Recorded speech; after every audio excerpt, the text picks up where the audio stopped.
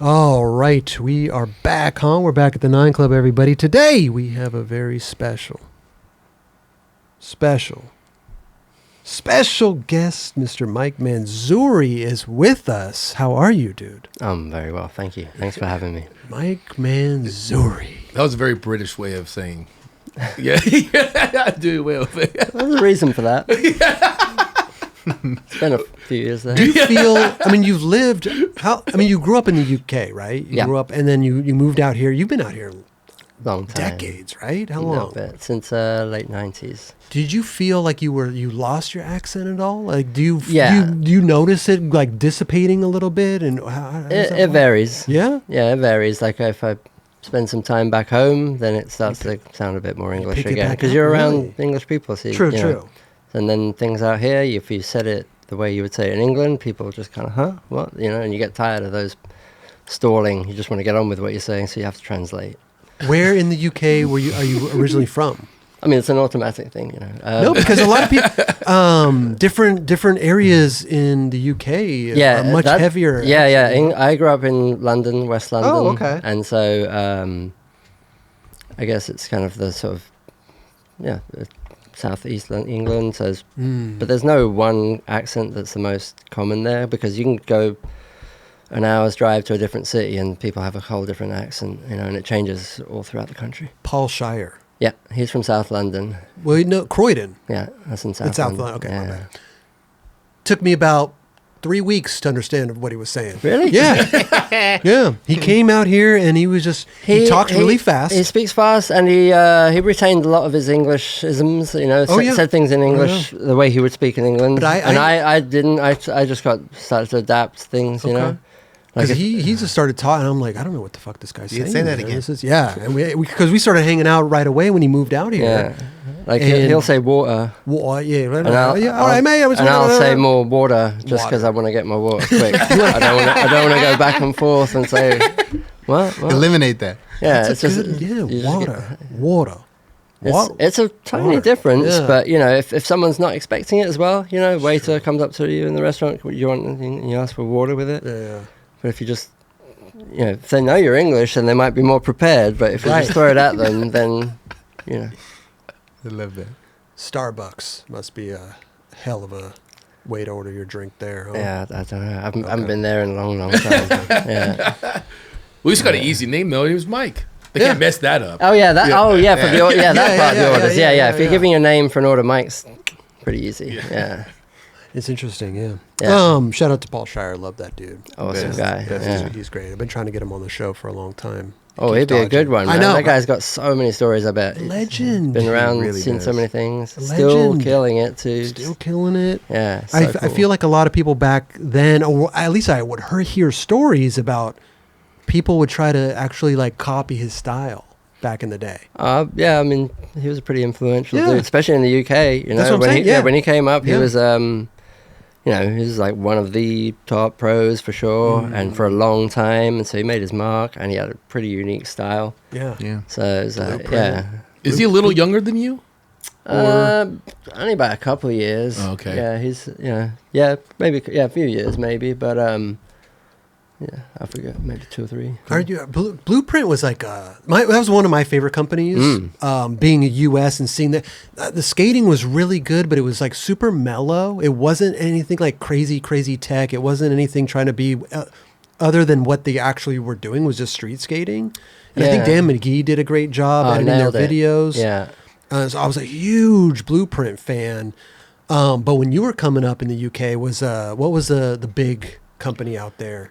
We didn't really have too many UK brands back then. There was Deathbox, which is what was prior to Flip. Right. And that existed for a couple of years before they moved out to the States. And that was definitely cool to see a UK brand, pro riders and stuff like that. So when something like that moves out to the States, like how does that make you feel?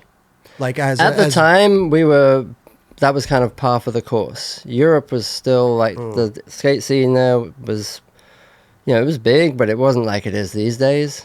And if you were sponsored or trying to have any kind of like career path in skating, there was like a Bod Boyle, Steve Douglas. There was like a pathway set forward by other people that like, oh, once you get good here, then you go over and show the guys over there. But a whole company went. Yeah, that from was the no, UK that to was like, the first time I'd ever heard of that. Yeah. Yeah, that was a big one. Yeah, they did. So it's some, like you grew up with this company, and then all of a sudden they Yeah. bounce out to California. But the timing for that was like ideal and perfect because it worked out for was, them right. to make a staple in the States. exactly. They were smart at their marketing and all that kind of stuff. That was Just right. because it's never happened, I think that they took that leap and obviously it worked. But I mean, like, were you bummed or were you like stoked? Oh, I think brand's the gonna... UK was, well, I was moving out here right around the same time. So I okay. was like, skating with them out here, Huntington Beach, wherever they were based, and seeing them around.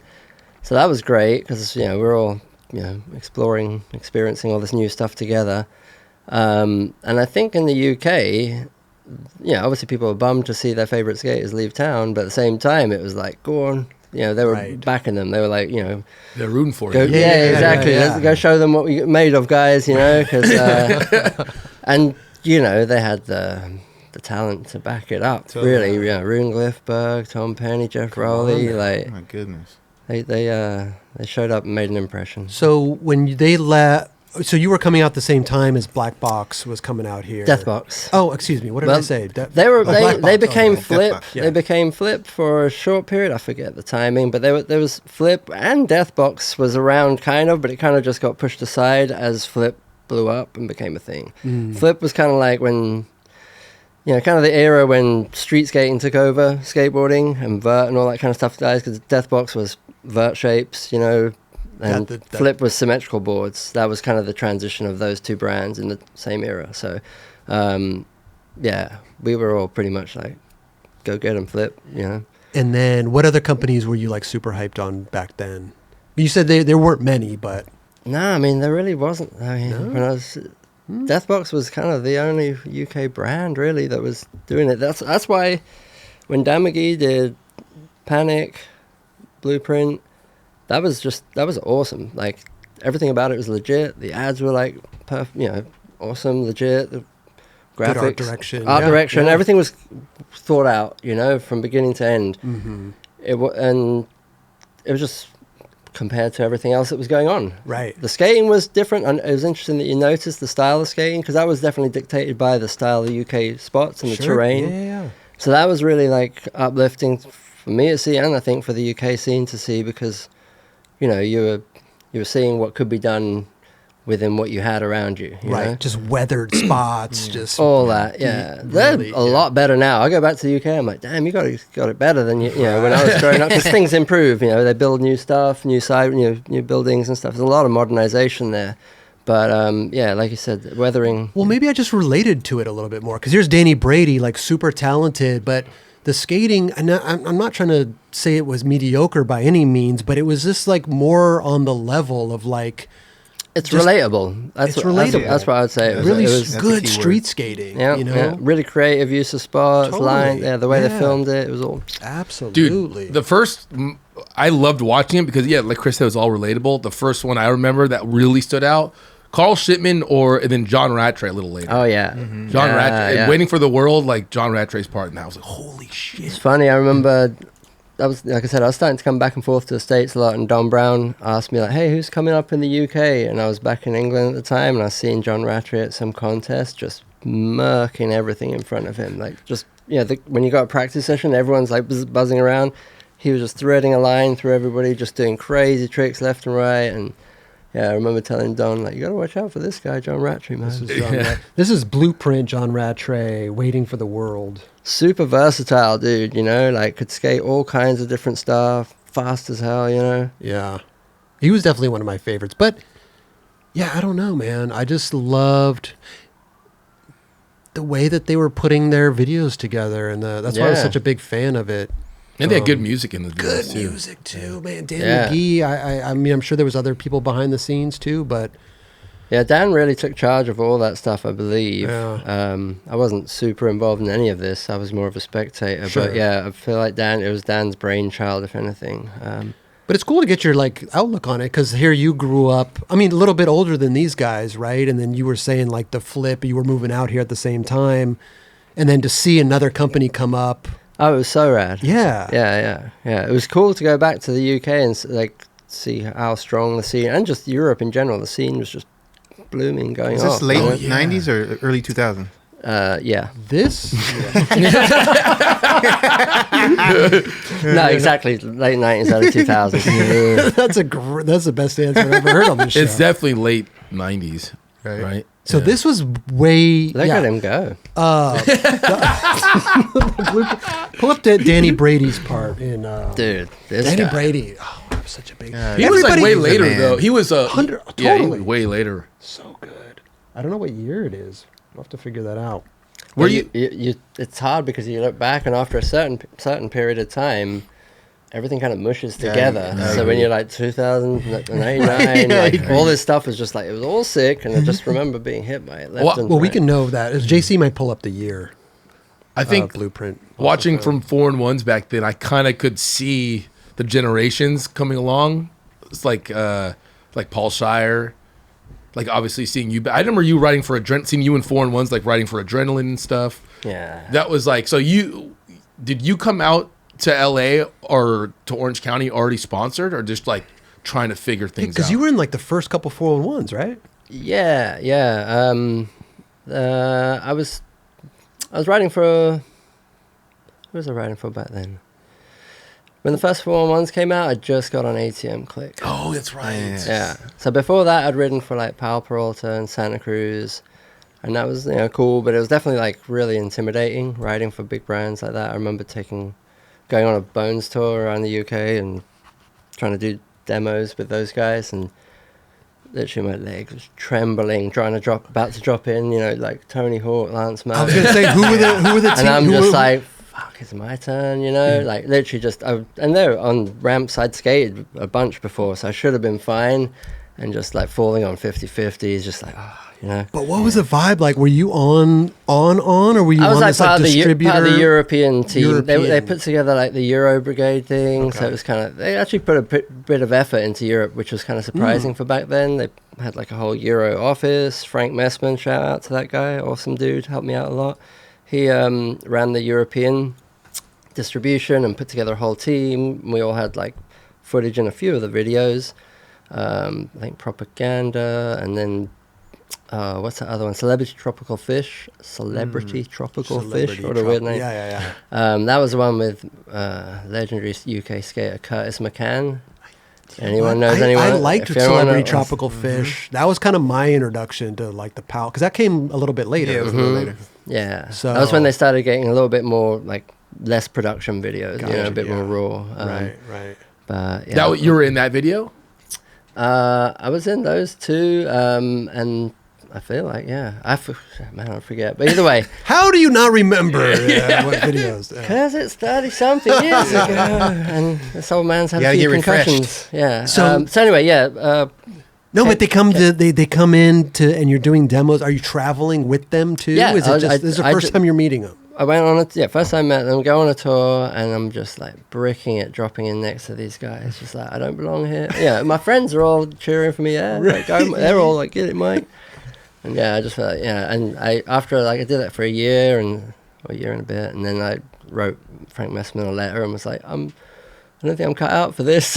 Shut up, really? And so I had a shop sponsor in the UK that was M Zone, really good shop that helped me out a Wait lot. a minute. So I was Why? What, Mike? What? I was just nervous. Really? Nervous. I was like, this feels crazy. So And so you wrote him a letter. I was You gotta like, get out of yeah, here. I was like, hey, I really appreciate everything. And, he even tried to help me out. He was like, that was when some of the guys that rode for Powell were starting new companies. And I think Lance was starting the firm. Okay. And he was like, hey, well, maybe if it's just weird for you, you could try and get on a smaller company like that or something. And I was just like, I just want to ride for the shop. Yeah, but then you got on like Santa Cruz.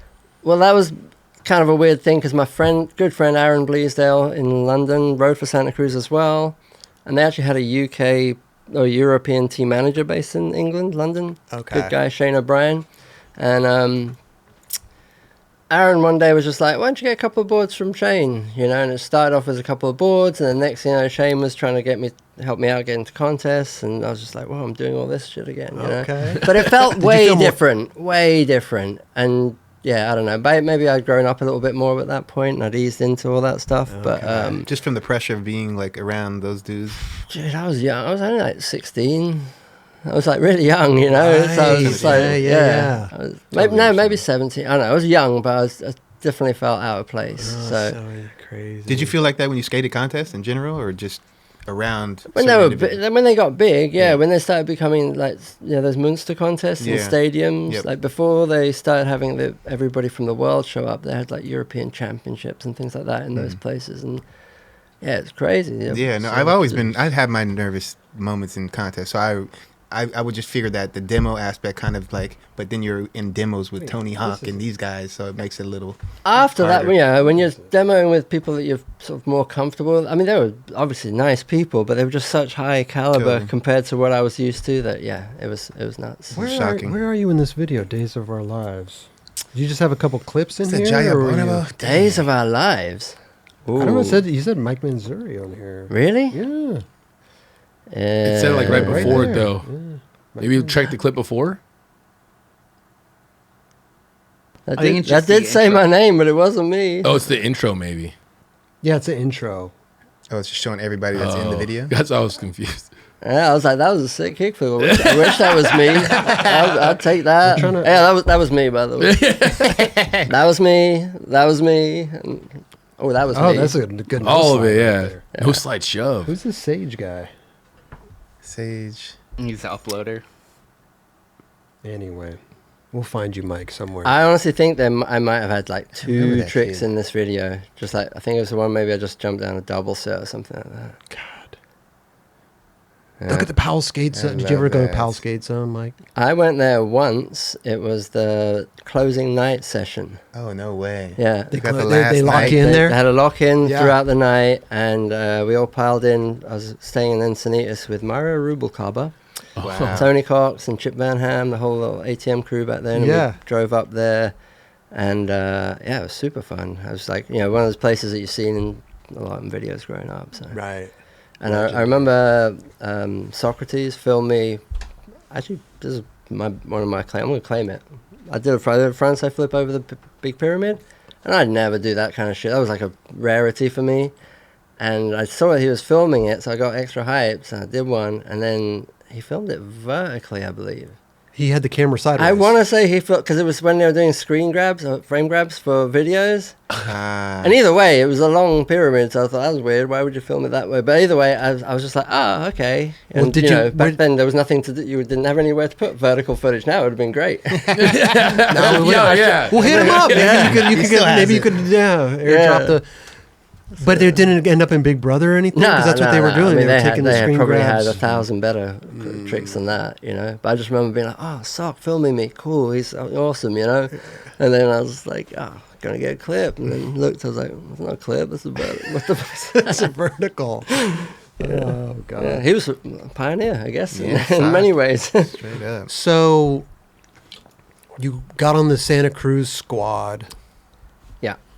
This was early 90s. Yeah, exactly. Early Yeah. 90s, 91, 92. And But you felt more comfortable. it was At this it was point. chill, yeah. And it was, it was cool to get to travel and all that kind of stuff a little bit. And, so that was great. And then Shane had this, situation where he started getting me paid, which was kind of weird. He was like, I can get you a couple $100 a month. You and this guy in Europe, Dirk Winkelmann, who was supposed to be like he was like a really good skater in Europe, and he was like, yeah, one of you guys is going to go pro. And I was like, wait, what are you talking about, dude? He's like, yeah, we'll do this for a year. You'll get a little bit of money sent. And I was broke, so like a couple of $100, which when you translated to pounds was almost half, but still, I was like, Sure. less paper out I have to do. So that's how young I was, still doing paper outs and just hustling, selling old boards and stuff. So I was like, okay, yeah, I'll take a couple of bucks, and didn't think anything of it. And then a year later, I came out to the States just to come skating and travel around, and Shane was like, go talk to the guys at Santa Cruz, go talk to them. And I was here for about a month, and I didn't want to do it. And I talked to him a couple of times throughout the trip, and finally, like, he's a couple of days before the end, he's like, please go talk to him, like, see what's up with this whole deal. And I went in there, and they were just like, yeah, no, that's not happening. And I was just like, I didn't want to do this in the first place. Like I had the whole same thing happen again where I was like, I don't want to be part of it. So came back to Europe. I was at some contest, Munster, one of those Germany contests. And Tom Boyle, Jason Corbett, Tom Boyle, rest in peace, awesome dude. He was like, oh, you should get some new school boards. And I was like, I never even heard of new school, you know? I remember And that, went to the distributor in the UK at the time, like a week or two later, and they had like, there was a skate shop, Surrey Skates, old skate shop in England. They had new school and ATM boards next to each other. So I'd just been in the States. When I was staying with Lance Mountain, got to skate with Ron Chapman around LA, and I was like, Ron Chapman, ATM, that's way sicker. And I asked the guy, and he's like, oh yeah, it's from the same place.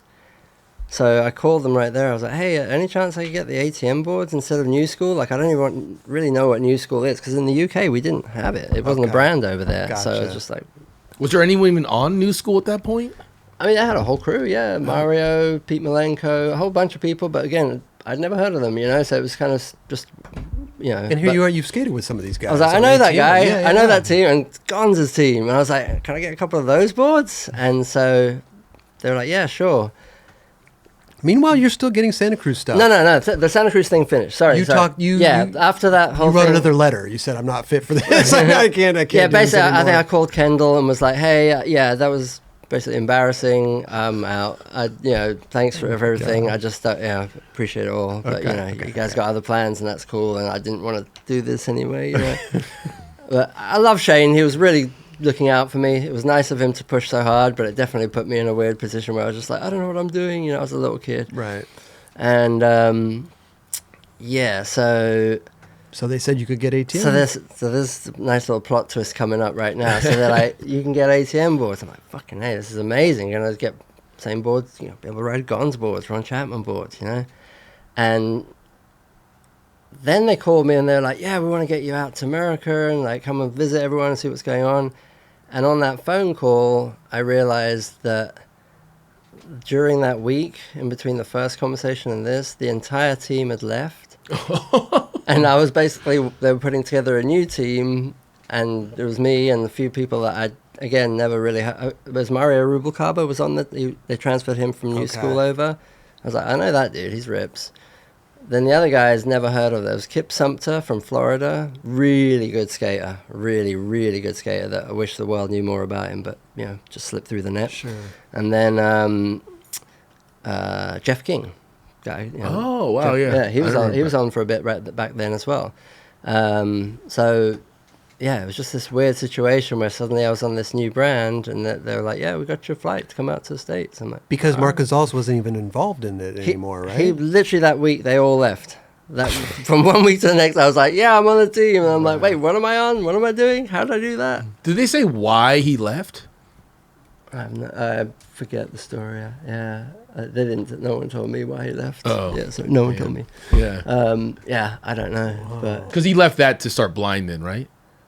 No, Blind was prior to this. It went. I think it went Blind, and then 60-40, and then ATM. ATM was so like 60-40 and ATM Click was so short for him, you know. But wait, wasn't it ATM and then it was ATM Click, or was it always ATM Click? I don't remember. It was kind of always ATM Click. Okay. I feel like some of the very first Click. ads that he did had the Click part as well. Okay. Yeah, but but it was a blessing in disguise because I basically, weirdly enough, got to everything I'd been doing in England prior to that. Aside from skating, I've been going to art college, been studying, you know, graphic design, fine art, and all these things, and I got to the States and they basically were like, here's the brand, you not only ride for them, but you can have it.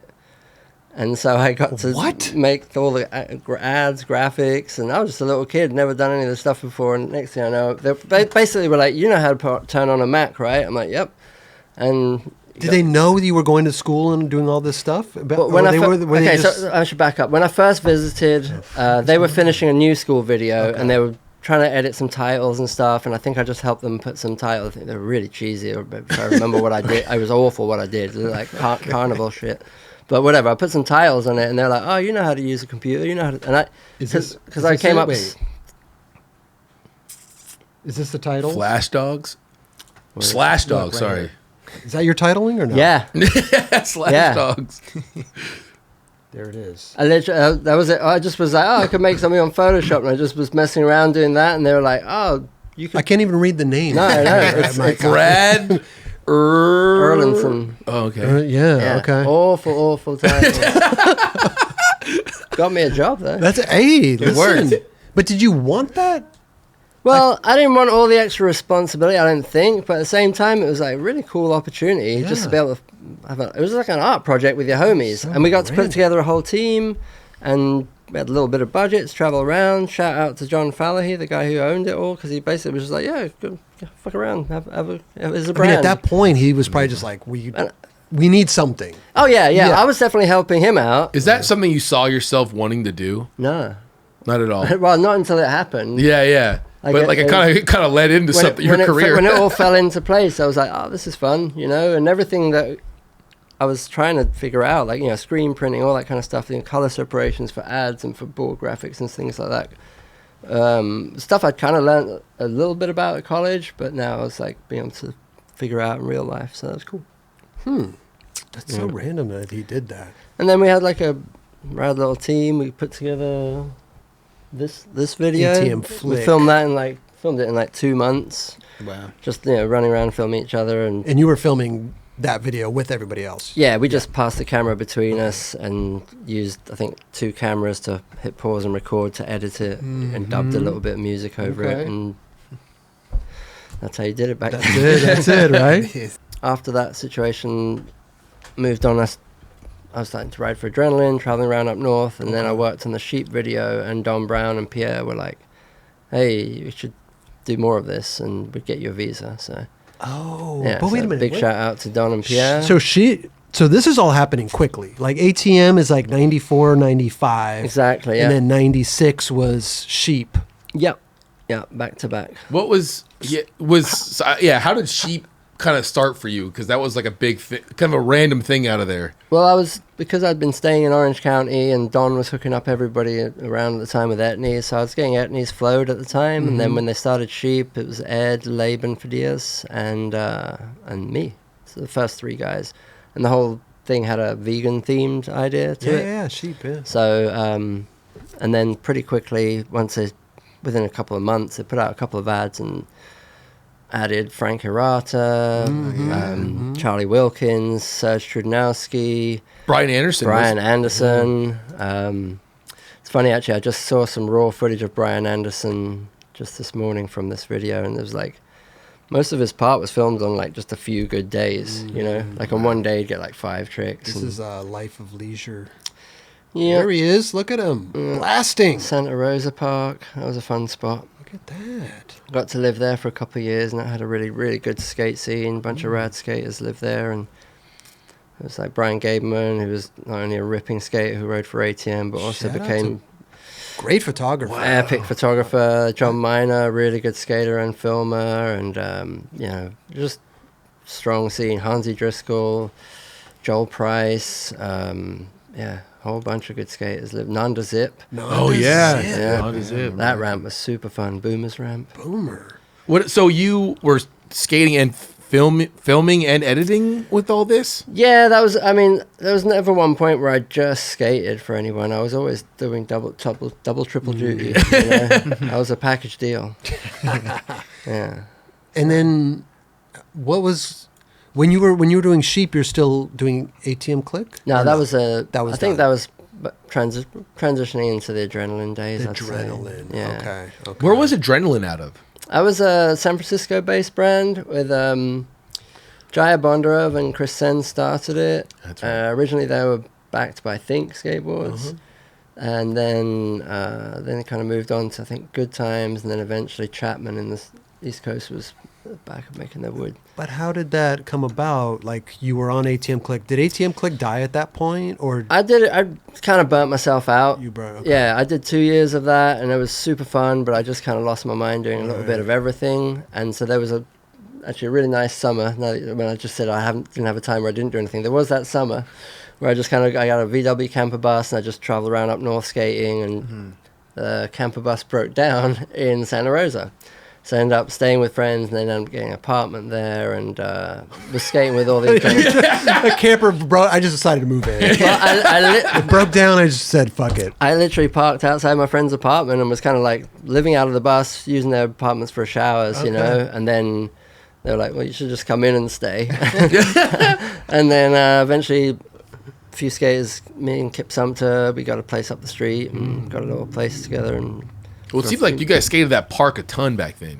it was like either the starting point of the day or the ending point of the day, you know. And also that was when there really wasn't many. I think Derby was the only concrete park around at the time, you know, and that was an old relic. So yeah.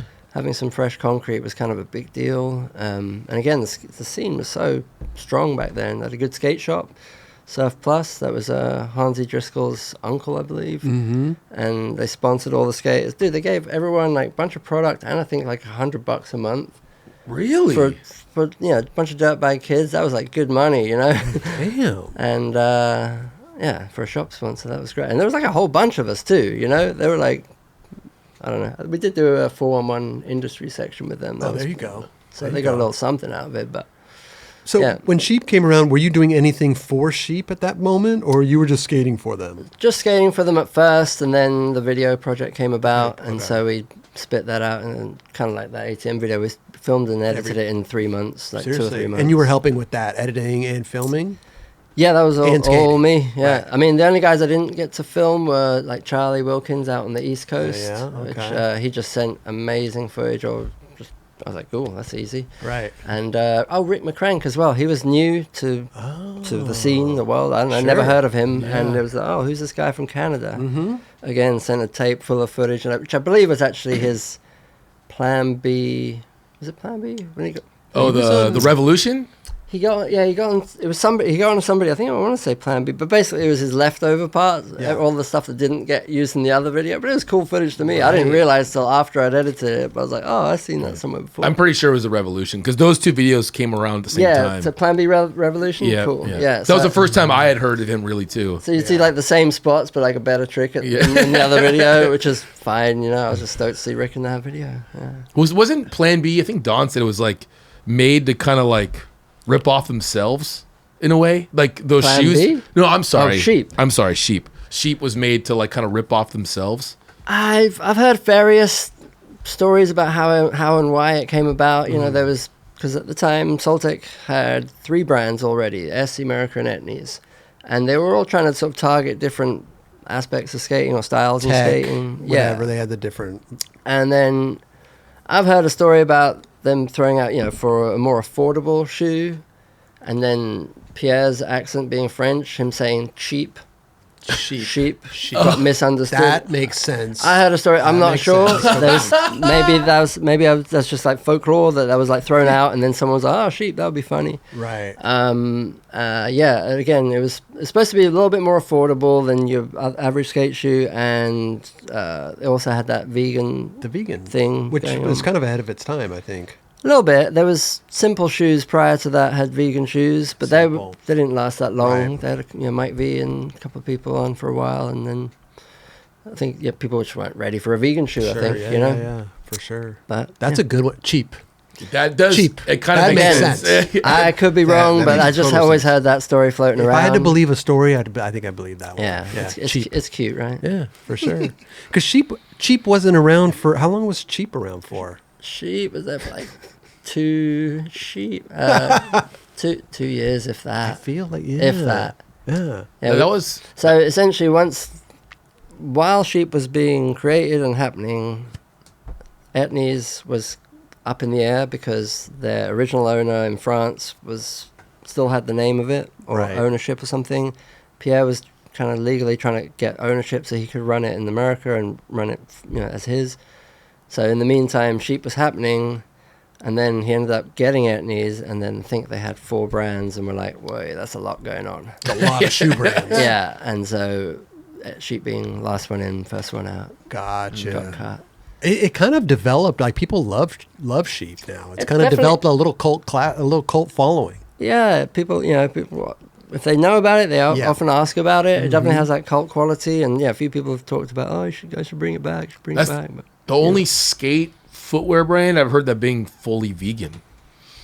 Maybe. Yeah. I don't know the other ones. That's what I'm saying. I think it was like ahead of its time. Like a lot of people like it's like a most Googled search on shoe company websites now. Vegan. Really? Yeah. Oh, vegan. I thought you were going to say sheep. I was like, No, what? really? No, cheap. Wait, We're gonna bring that back. No, Yeah. cheap is. No, we're cheap definitely is. bringing it back. Like, sign me up. That was early '90s as well, right? Cheap was Mid- 94. mid-90s. 94. Yeah. Was Ethan Fowler on as well? Nah, that would have been cool. Why did I think? I just saw some footage of him from back then, and he was maybe so- 90s. It was a contest, and everyone was ripping, and then he just came on. I was like, he won. He stood out. He just stood out like Big time. light years What above everyone. with all those brands was coming out? Like, was just everyone wearing those shoes? Like mostly Etnies in America. I mean, they were covering a lot of ground. Yeah, everyone was wearing. Every all of video them. I saw as a kid was pretty much that. You You Yeah. know? got to think Yeah. about what, like in Well, 95. chunky shoes were big, so Vans wasn't as popular as it is these days. Yeah, I was You gonna know, say, Vans like- has always been around, but like that was when bigger, chunkier shoes were happening. So What shoe brands were around in 95, 96? DVS just started in '95. DVS started in DC 95. started Yeah. in '94, Yeah. '95. Yeah. Okay, so now we're looking at Yeah. But yeah, I think a lot of people were wearing. I mean, all if I think, Soltec brands, yeah. from my perspective, being on the inside of all that, I just remember a boatload of riders on all those brands. Because back then it was before we would do like separate brand trips, and they would do like basically Soltec trips. There'd be some Emerica riders, Ness ride. I remember doing a trip to Australia with like, you know, everyone from Chrisen, Mark Johnson, Costin, Penny, like everyone was on the trip. You know, it was like some superstar tour. Crazy. And then after a while, they started doing it brand specific. But yeah, back then it was like all star. And then, you know, you think about like some of those old videos, like they had a ton of riders. Oh yeah.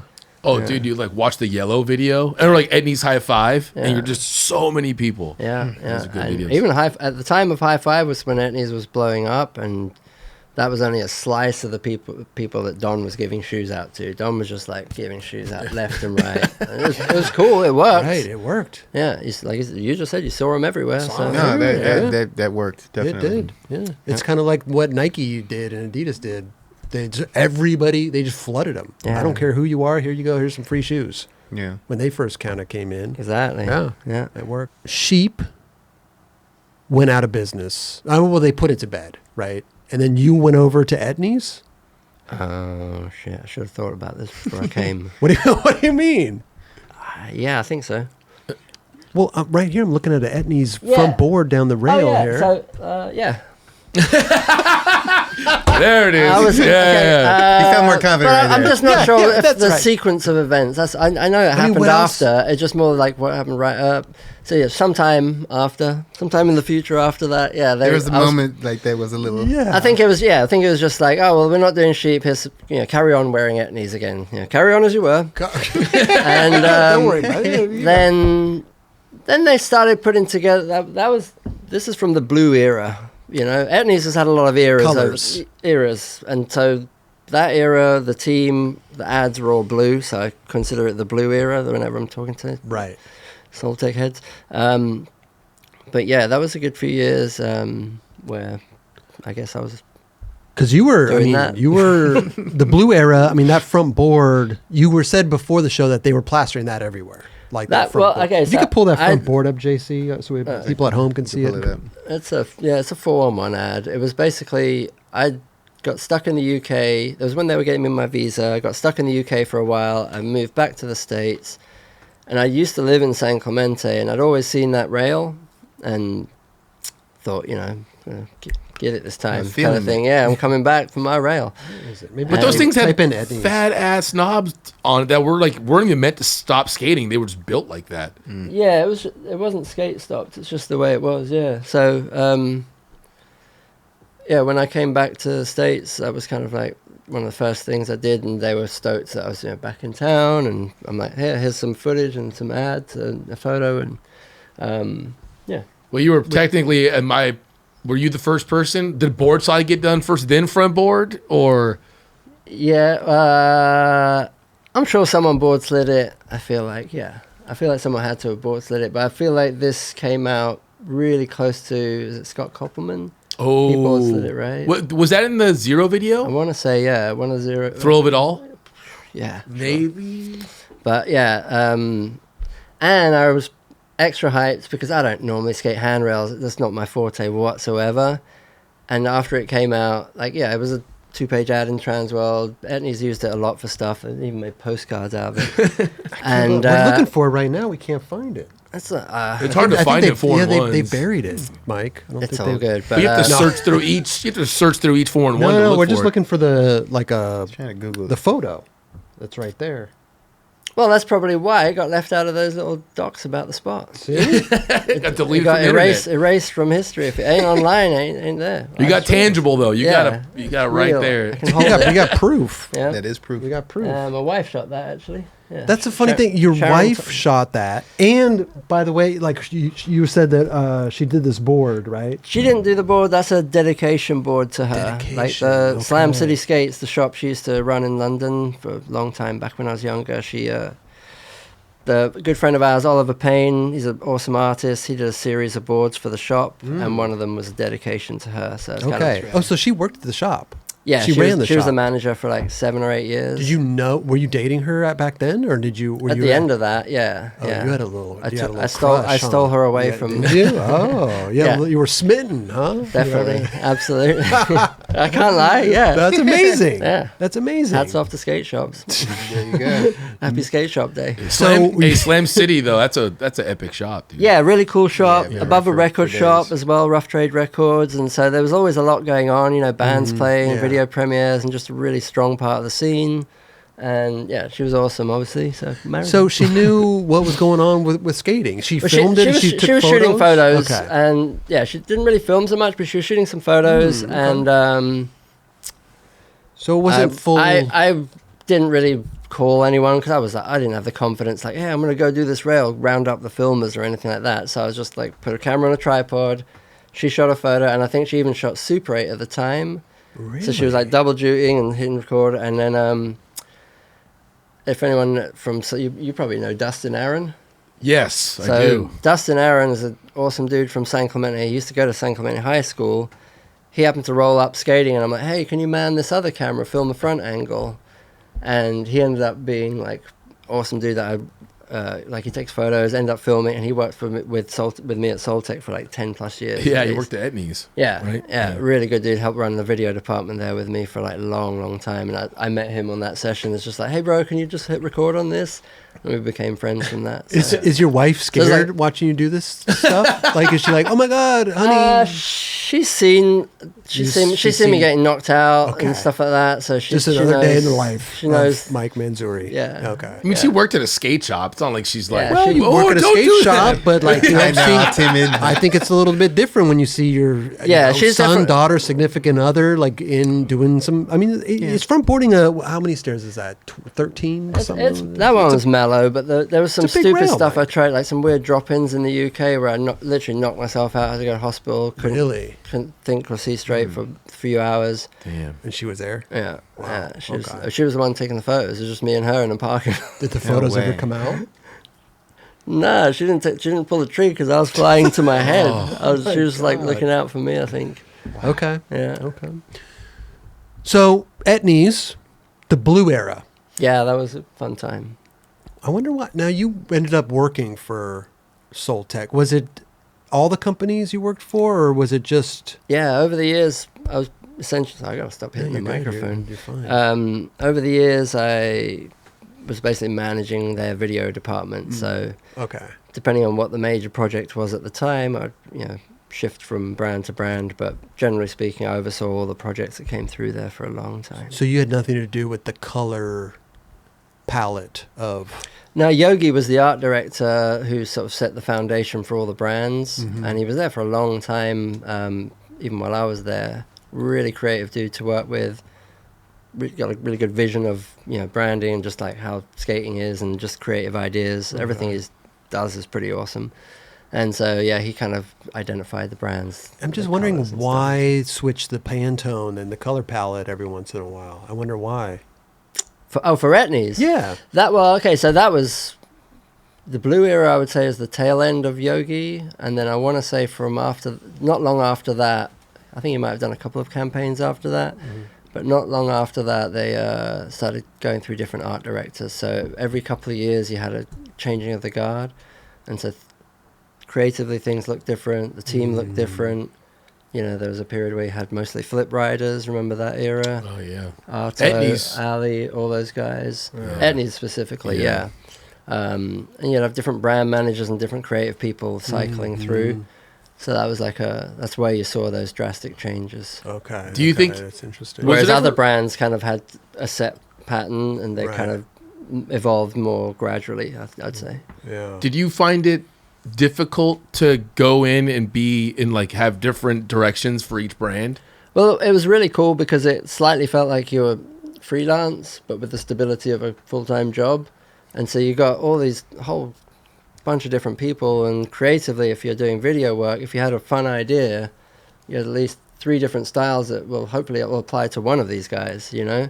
So that was kind of fun, you know. Oh, this is a cool idea. Who would that look good for? Right. Oh, this would be more of an Etnies thing. Oh, this got more of an S aesthetic. I was gonna say, because how do you differentiate? You got 3 shoe companies. Obviously, they have their different looks, but sometimes maybe they could fall into a pattern where they start to look the same. I mean, sometimes they might have done. I don't know. We tried to keep them somewhat Yeah. different, but yeah. So Huh. there's a lot of good opportunities there for sure. Right. Yeah, thanks to Don and Pierre and all those guys for decades of really it was a great place to work because they not only did that, the Etnies thing encompassed BMX, motocross, surfing, snowboarding, Right, yeah, 32 yeah. snowboard boots. So I got to dabble in all kinds of stuff, you know, end up in weird situations that I probably shouldn't have been in, but, you know. Isn't that funny? Like, so 32, so you worked on a bunch of 32 stuff, right? Just a couple of commercials, yeah. And did they have their whole other, because as a kid growing up, I mean, not only a kid, but like a young adult, I didn't even know that they had 32. You know what I mean? It wasn't Yeah. even on my radar that they had this boot company I think- until like maybe not even that long ago. Oh, really? Yeah, Yeah. I didn't even. I'm not a snowboarder. I never Nah, snowboarded in my me life. Never neither. even kept up with snowboarding. From what I So know- did you know, Dubs? I that did. you- I did. Okay. Yeah, because it's been a while. That's been under their. Dude, think I got- for quite some time. Catalogs from like I was a kid with all of them in the same. And just going catalog. to Valsurf too. Yeah. Oh, Yeah. okay. Yeah. I don't know. I never really put 2 and 2 together, which makes me think that other people didn't I know want to either. say it's been around since like early 2000s for sure. Okay. And I think it's sort of, you know, had longevity, but it's a legit brand, but never been like a big brand, you know, Right, like a right, Burton or one of those guys. It's always kept a bit of a core niche. As far as I can tell, again, I don't know much about snowboarding, but Yeah. got to film some of it, so that was fun. Interesting. And, you know, But so they had their own wing of the building. Like they didn't even they were right there. They'd be They were like, right yeah, their office next to them. go wave at them. I mean, the art department, you see like, oh, there's some Etnies guys, there's the S guy's got his room or corner. It moved around a lot over the years, but then, you know, there'd be the... Would you guys ever like collab, like talk to? Hey, what do you think of this snowboard guy? What do you like? I mean, yeah, it was a very Yeah? like crisscross. Okay. Everyone worked together, kind of thing. Yeah, In an open space. You could, yeah, it was very open space. It was. You know, Right. some people had their offices, Or like but they stole like a boot design or something, or like a shoe design, and they turned it into a boot. I think they've definitely done that. Yeah. Yeah, they've definitely done that. Some of that heritage Okay. stuff. Yeah. I remember going there when I was a kid and how big the Soltec offices was insane. Yeah, it used to be huge, right? Like there was like buildings. Buildings. Yeah, like what, like 4 buildings maybe at one point. probably. Yeah. And then the skate park was right below it. Yeah. How crazy is that? Okay. By the way, 95 is when it was founded. The 32. Yeah, I remember. Holy yeah, shit. yeah, Yeah. late 90s 30 or years. early or mid 90s. Who's down there? Who's got all the info? JC. the internet. JC's googling. He's ripping down there. Chad GP JC. Yeah, we call him Fingers McGee. Fingers of fury. How crazy is that? Think about that. We are in a time right now in skateboarding where companies are dying off left and right. There's no money in skateboarding here yet. In the last however many decades or decade or so ago, what year was it when they had all the buildings? Oh, I was. Early 2000s? Yeah, something like that. So yeah. less than 20 years ago, skateboard company, no less, had multiple buildings. And now people like are running it out of garages and stuff. Not and Soltec necessarily, but I'm just saying, Yeah. Yeah, it's Where- interesting like, seeing look the at where waves. we- I mean, yeah, having look at where I've- we are right now. Yeah, having seen a few decades of these cycles come and go, you know, You see who's really down, you know, who sticks it out, and who's down to go back to the garage vibes. Look at this building right here. That's what it's still there now. They're still out of that place. It's still, but they don't rent have out. like every building on the block now. They just got the one. They just got the one. Yeah. Okay. Yeah, but Wow. I've never been there. But That's still, where I go to the office. But still, imagine that. You buildings. Go back to that photo. Yeah.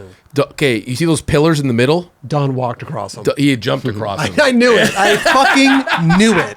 Wow. yeah, well, Don's a psychopath. That's why I knew 100%. It all worked out though. that's well. I was going to say he head stood on each and one of those. I wouldn't have trusted those things. Oh, and also, a tough guy shot. it might be one of the first places that I had heard of that was like all solar powered. Like not all of it, but it's very. Oh, yeah, the roof of that building is covered in panels. Yeah, Yeah. Pierre's like pretty OG on the eco-friendly vibe. But just think how big Black Box was. Yeah. And how big, even Girl. Well, I have to say, the whole buildings, you know? time that it was happening, when you're in it, you know, having seen it grow from not much to that. I don't want to say nothing, but it was much smaller, and then you get to that point, it didn't feel like it was going to last. It was just like, hey, everyone chill out, because this is not going to last. Really?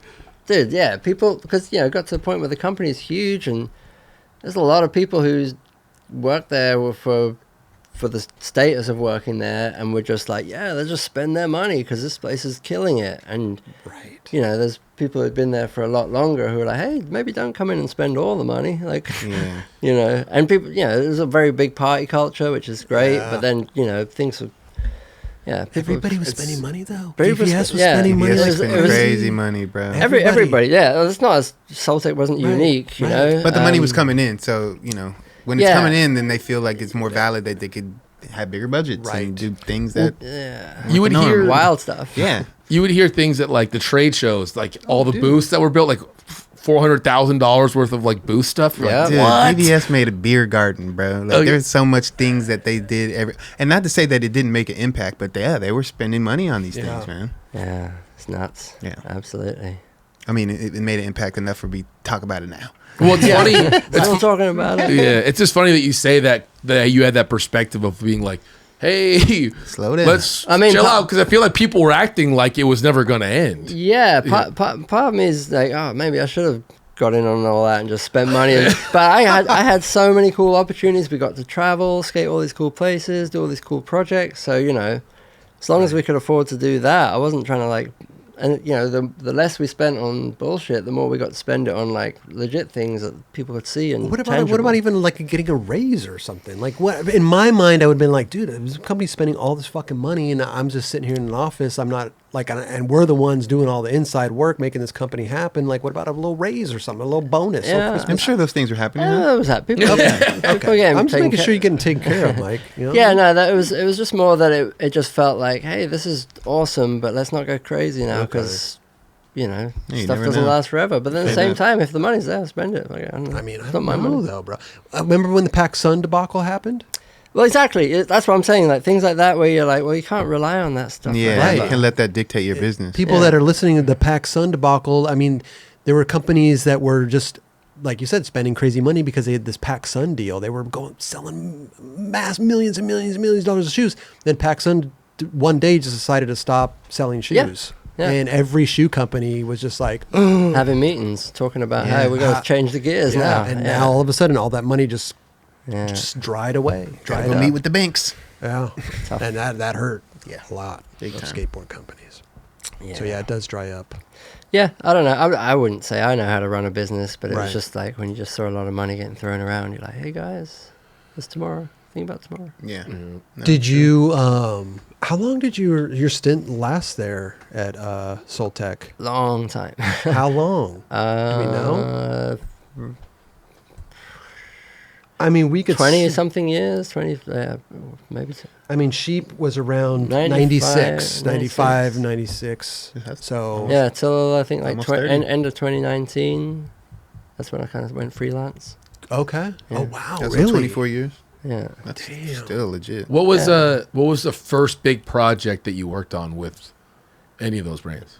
Video-wise. I guess Sheep would be the first big one, and then after that, when I came back to the States, was when Fred had just started been doing Metikmati. Ooh. So that was the one I helped out. That was with a bunch of- 2002 ish. I think Metikmati. Oh, we're gonna have to Google that. Yeah. 2000. I want to say 2000. 1. JC. 2002. Down 2, right? 2. Nice. Holy smokes! 2002. Really? What was it? So you got brought on to do it. What was your? Well, Fred was already starting it. I just basically was an extra actually filmer seeing 2000 and then now. helped My out bad. on like the production side of it. You know, like basically when you wrap up a video. You know, like Yeah, 2000. all the boring stuff. So were you filming anything at that point? Yeah. I was filming some of it, terribly, mind you, but I was trying to help film. That was the video when I switched. During that video, I switched to using the depth lens for the first time, and I was having to figure that out. And so there's a couple of clips in that. McCrank does it. There's one definitely in that I remember standing out. McCrank does a front tail on this really long out ledge in Paris. And I filmed the fisheye angle, and Fred was filming long lens. And when Fred looked at the fisheye, he was so bummed. Really? Because the lens I had before was nowhere near as wide. And he's like, "Hey, use my camera." And I basically like picked up the depth lens for the first time. And essentially, he was just like dead center of the frame the entire time, which was kind of like the lens I had before. You kind of just did that, you know. Whereas with the depth lens, you want to like ease your movement a bit, not have them, have them start from one side, move through the frame, and make the spot look a little bit more presentable than whipping past like a, trying to keep up with the guy. So it looks terrible. Really? Yeah. Was it? We want to watch it right Yeah, now. that's Is this it? There it is. Yeah, the one before it. That looked like is that Robbie McKinley? There's me. I don't think the angle even made the cut. There you Oh, it go. didn't even make the. That's why.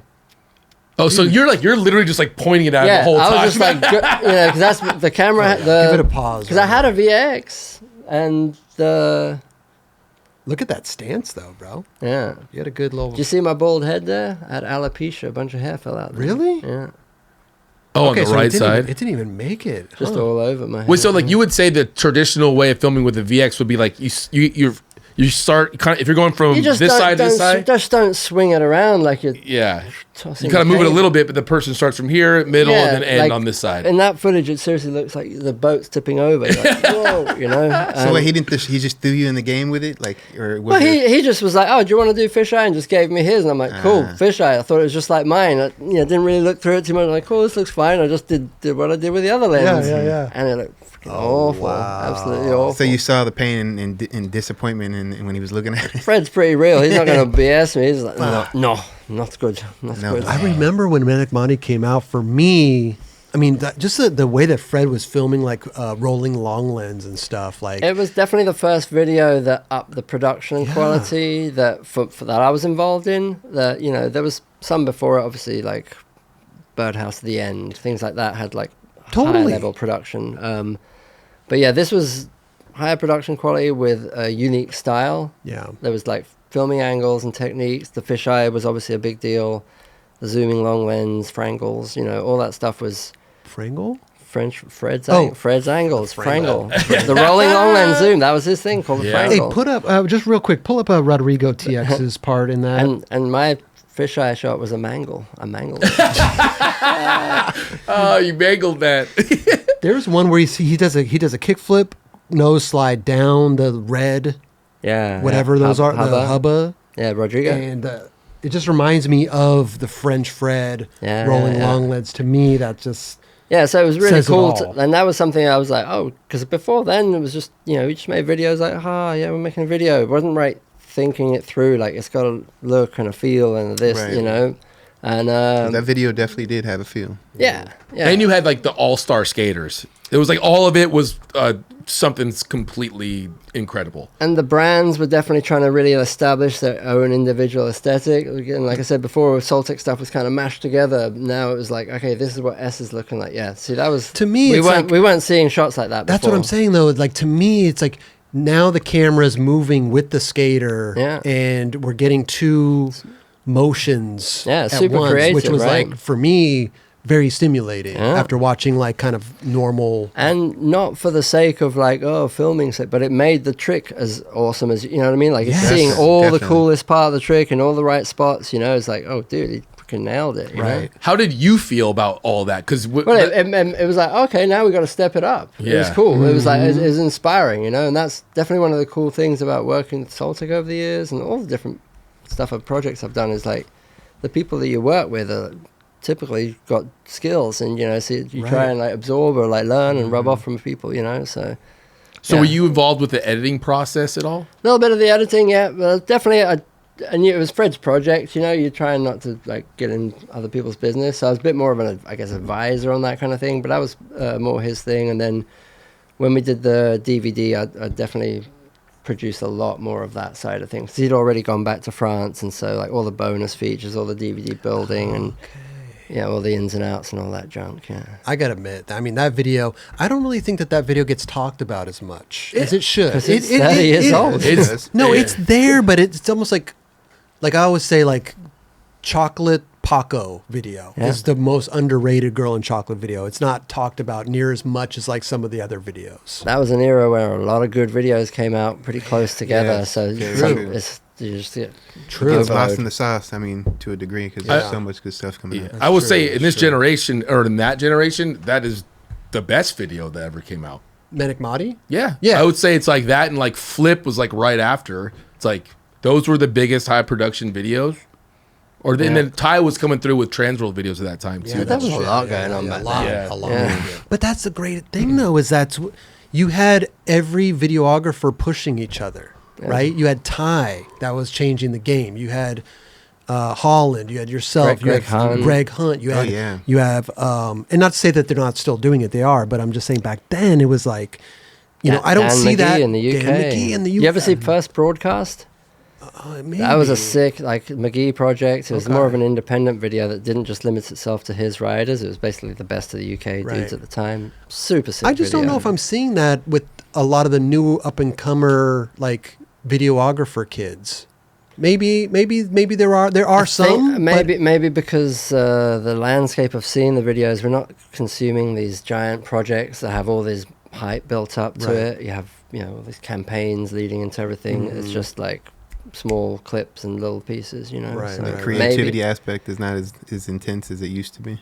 I mean, there's definitely a lot of creativity, but it's maybe less. It's not as easy to sort of like assign it to one dude, Like, oh, that's a Greg Hunt video. Like, we know what he's going to come through at Minefield, whatever. Right. Like, but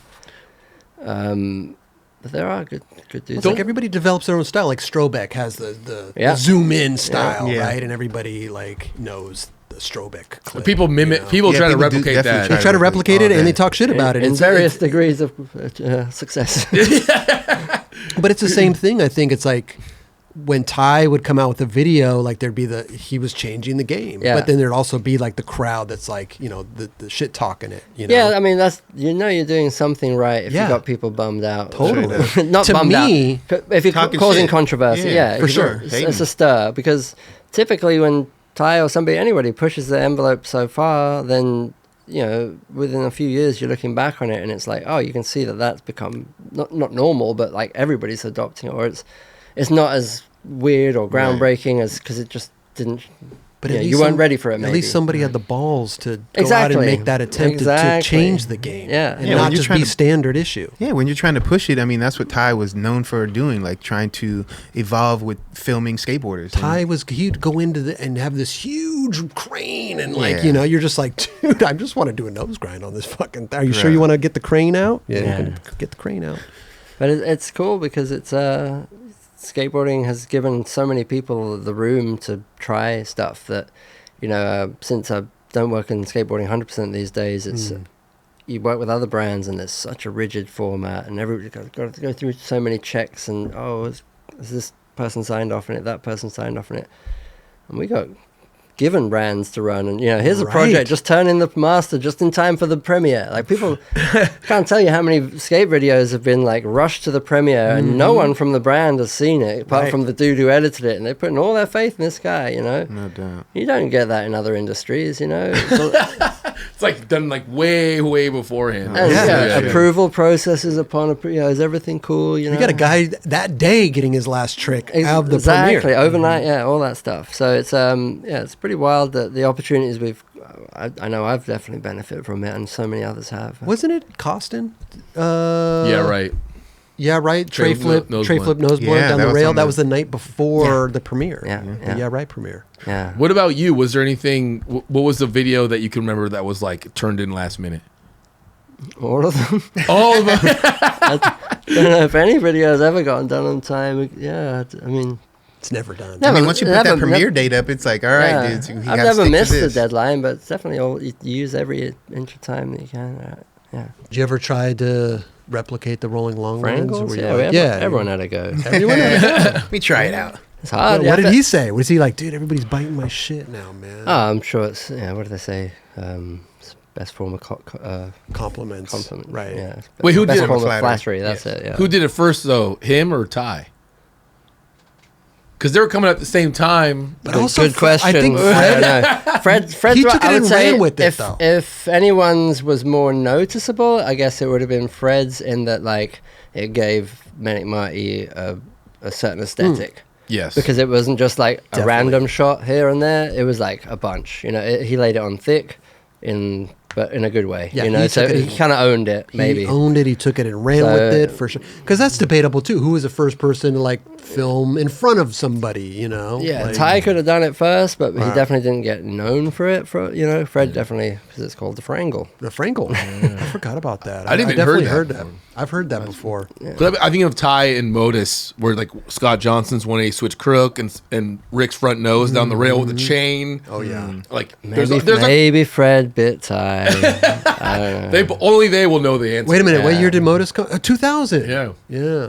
So Fred. Yeah, but Fred took it and ran with it. That's Kind what I'm of, saying, yeah. man. Like Metikmati wouldn't be Metikmati if he didn't use all those rolling long. It was lines super angles. dramatic, and especially with how tech all the tricks were, all And that the music flipping too. The stuff. music accentuated all that stuff. Oh, you made a face with the music. No, I was just thinking about the tricks. Oh, okay. I didn't know. Maybe there was something behind the video with the music. Yeah, there is. What is? What is? I it? wasn't making a face Oh, about that. okay. I thought you were. There's honed in on something There's there, definitely what you mean the lawsuit? No. What happened? I thought that's what. Yeah, okay. No. Please. I didn't make a face because of that, but there is a story What there. happened? Well, back when videos came out on VHS first, Yeah.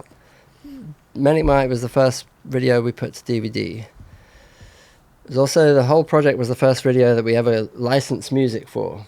That's why the music was very specific, because it was all cleared. Before then you used whatever the It was hell you one liked. group, right? Or was one? No, it was all different people, Oh. all different artists. Okay. Fred picked all the music, and they had a person working there who was kind of at Soltech, helping connect with bands and music people and stuff. And Okay. so music licensing for the video ended up on their lap. I'll try and keep this brief because it's a No. long story. Go ahead. But I'm here for the it. video came out, I think, at the end of the year or whatever. Basically, when the video dropped, only 6 out of the 18 tracks had actually been cleared or something like that. Oh. Then 6 months later, we're putting together the DVD version of it. At this point, a different person is doing that role at Soltech. The first person had left.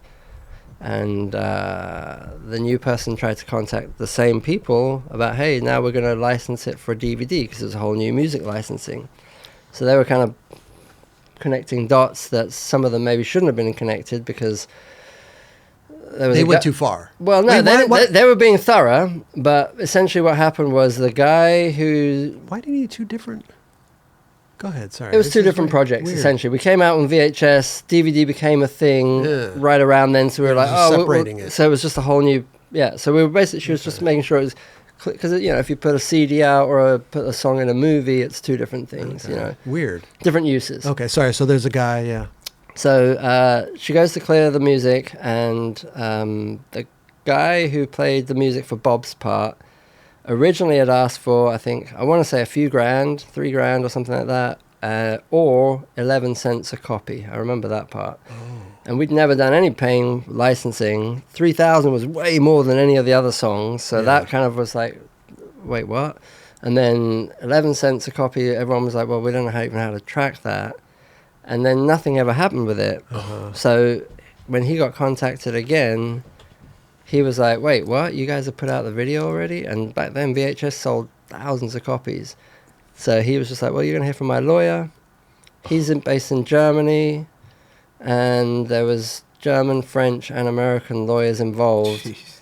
Essentially, I think the guy got about 50 grand Oh, compensation. It was something crazy like that. And then I think Soltech's lawyer fees was almost another 50 grand.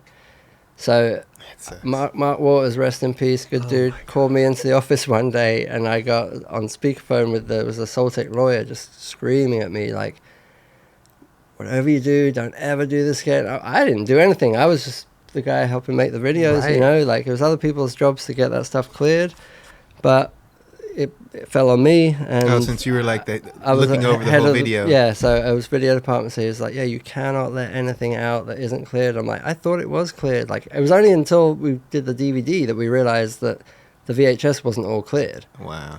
you know? It was kind of like, oh, yeah, she did it, cool. Wow. Yeah, we've never done this before. Right. I'd never done this before. No one, that's Wow. the one cool thing about the skate companies is they let you run wild and do shit, but Sure. we're all figuring it out for the first time as the brands evolve and get big and try and like navigate new waters, you know. So Well, it used to be the Wild Wild West. You Pretty come out. I much. mean, every Yeah, anything. video was up until the 2000s were just whatever. yeah, so it was new territory to actually even think about licensing. So yeah, that came around and bit us on the ass. Pretty Do bad. you? So he settled for 50 grand. That's what we're I saying. believe he got something like that, and And then do we even know how many VHS tapes it sold? I don't know if it was Or thousands. total? I want to say total maybe 80,000. Wow. a lot of VHSs. That's what I'm talking. Good thing That's what I'm talking about. He didn't get That's what that I'm 11 cents. But this is what I'm talking about, though. People use they. I mean, S probably spent a fortune making That might video. not even be the final total, but I just remember at some point seeing some spreadsheet and Right. the video something about 80,000 copies, and I was like, whoa. But that's the thing. Companies used to that they put a lot of money into this travel budget, filming Yeah. budget, skate, everything, and Yeah. then now that's their chance to recoup. Yeah, and also it was just their landmark videos that made you didn't have all these avenues that you do these Right. days to contact skaters, you know? Right now you could put something out on your phone and in 5 minutes the whole world knows how sick a certain trick is or a guy, you know? Well, what nowadays is different. It's like if New Balance or Van or if they come out with this huge video that they put a lot of money, they're not recouping any of that. They're hoping no. they're recouping in There's- sales. That's marketing. Yeah. It's a marketing play. Right, I mean, but they, so proportionally, they were selling a lot more videos, making money on the sales, but they Yeah. were putting so much into the video. exactly. It still, so now they're putting less into them, but not getting any money back. It's all promo. It's all Yeah, it's all promo. promo, right. That's what it is. At you this know? point, even back then, it was still It was still promo, but they had a way to recoup a little bit. It wasn't a profit, I don't think. No, 80,000. Think about how many copies. trips we went on. Like people were going all over the world for that video. Yeah, if you were to track everything, there's no way. Yeah. There's no way. 80,000. How much was a VHS tape? 20 bucks? Maybe But then 20, they sell yeah. to the skate shop for what, 10? And then Yeah, the skate shop would sell it for 20? Hmm. So that's 10 times. JC, 10 times 80,000. Yeah, the brands only make it like 800,000? 800,000. You got to be kidding me. That's way more than the video. Yeah. Mike, Basic, man. we got to do basic. There was a time. I'm just saying. Yeah. That's just They crazy to sold a think. lot of videos. It's Lot of crazy to videos. think that all the person asked for was $3,000. Like back then, that might have been Oh a yeah, lot. in hindsight, it would have been a deal. There you go. Yeah. I'm like, Straight up. $3,000. Again, Let's that- go. Yeah. Everybody involved was like first time everything. Like, oh, I don't know, yeah. Oh, my This God. That seems seems right. kind of That high. seems- I don't know. Back then, for sure. If you did that now, it'd be like, yo, all day. Yeah. For sure. Yeah. Go. Oh, Yeah. dude. And now there's a thing called, I don't know what it's called, but it's like if one artist, It's MFN, Most Favored Nations. So if you're doing a project, you want to score the most famous artist that you can for the lowest price first. Because if you can say, oh, I got David Bowie for $1,500, then everybody else comes in under $1,500. Right. But if they all put MFN, Most Favored Nation, as a clause in their contract, that means that if somebody else comes in, let's say, we had Glenn Danzig, he wanted way more for Stagol, This is Skateboarding, Emerica, Ellington's part. And, something like that would have pulled everyone else up to Everyone that else, standard right. because you have to match the highest paid. which is very So it's sketchy. It's tricky, Yeah, yeah. it's So, tricky, so if tricky, you can get more a tricky. big artist like a Bowie or something, which apparently I've heard Bowie's not. I mean, actually, we've cleared him for Chris Joslin part. Oh, wow. So Perfect. it's expensive, but it's doable. It's not like you have to jump through too well, many yeah, Bowie hoops. and Yeah Right. Yeah, exactly. He's been in a few videos now since people started clearing music, you know.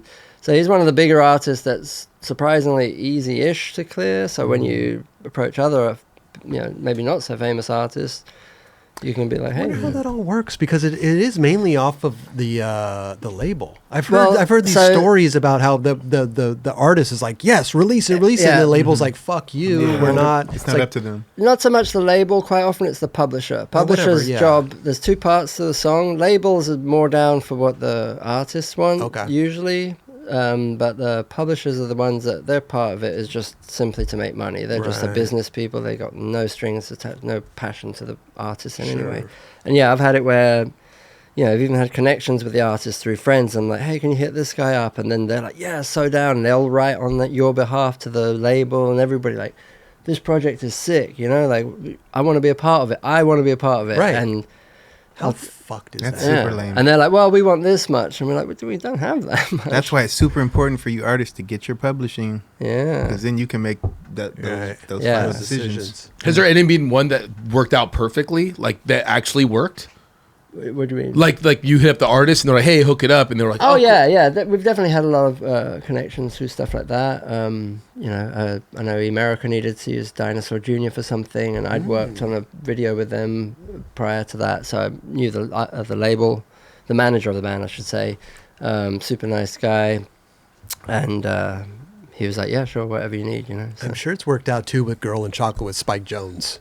Spike Jonze directed a lot of music videos, has a lot of artist connections. I mean, for that as well, that kind of his name recognition on the project, it elevates it, so people kind of probably want to be a part of something like that more so than Mike who from where for what? No, Mike Manzoori from the UK, man. Yeah. You know, people. Speaking of like a Dinosaur Jr. and specifically, like, those got recognized in videos early on, so like that helped for them to get recognized into a space. You know what I mean? Rudy so Johnson's part, big time. Yeah, you know. Yeah. So I'm sure those artists were probably stoked to be in skate videos. Those guys understood it. Yeah, Totally. absolutely. Like you could pull it up the Dinosaur Jr. video I did with them. We had Kyle Leaper skating stunt double for Jay Mascis.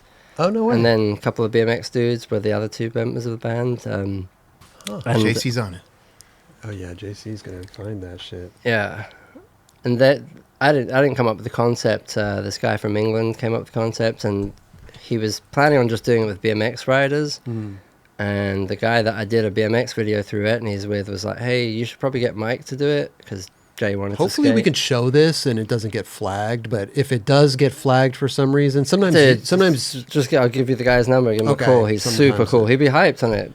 Yeah. Well, I'm just saying sometimes. Well, these are the guys that I was saying an example of people who understood their influence in skating, right? And like the whole concept of the video is kind of making fun of them pretending to skate. Like they obviously got Kyle stunt doubling for them here and there. Where is Kyle Leaper these days, man? I was a fan of Kyle Leaper. Oh yeah, he's down in San Diego area, Oceanside. He's running his little Leaper skate school. Okay. Oh really? He skates with Galan every now and then. I see them skating together. He still rips, and he's got a bunch of little kids that he teaches skating with, and has a little truckload of flat bars and little fun ramps and stuff for the kids to play on. So. We got to get Leaper on the show. I know. I was just thinking that. Such a sick dude. So this is a band that knows it's. I never understood that because I'm like, man, the skateboarding world, even back then, was so influential. I know I would buy CDs and stuff because of songs that were in skate videos. Yeah. And now but it's just the music industry is just. You think about when we were younger, how even these days, when you first were introduced to skate videos, the thing that really struck me was how broad and different the music was from one part to the other. Definitely. It was all over the place.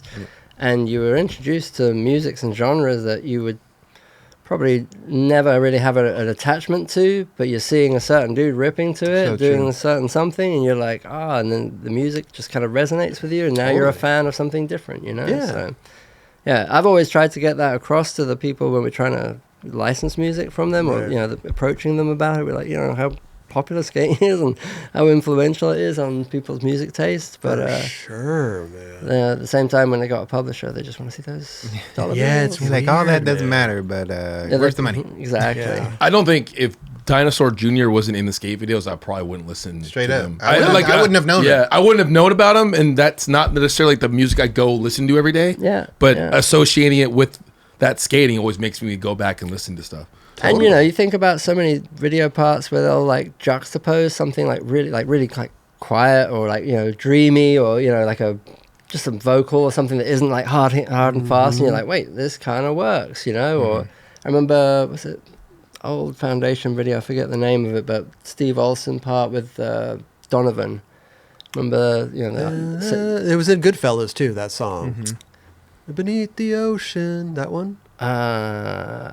no, it was a song where your love like heaven. Yeah. Okay, maybe. Yeah. Anyway, it's just songs that you weren't expecting. Right. I feel like those are the ones that really work. You know, like there's certain skaters that you kind of predict, like, oh, Tony Trujillo is going to skate something fast and probably sounding pretty like, you know, guitar but heavy, you know.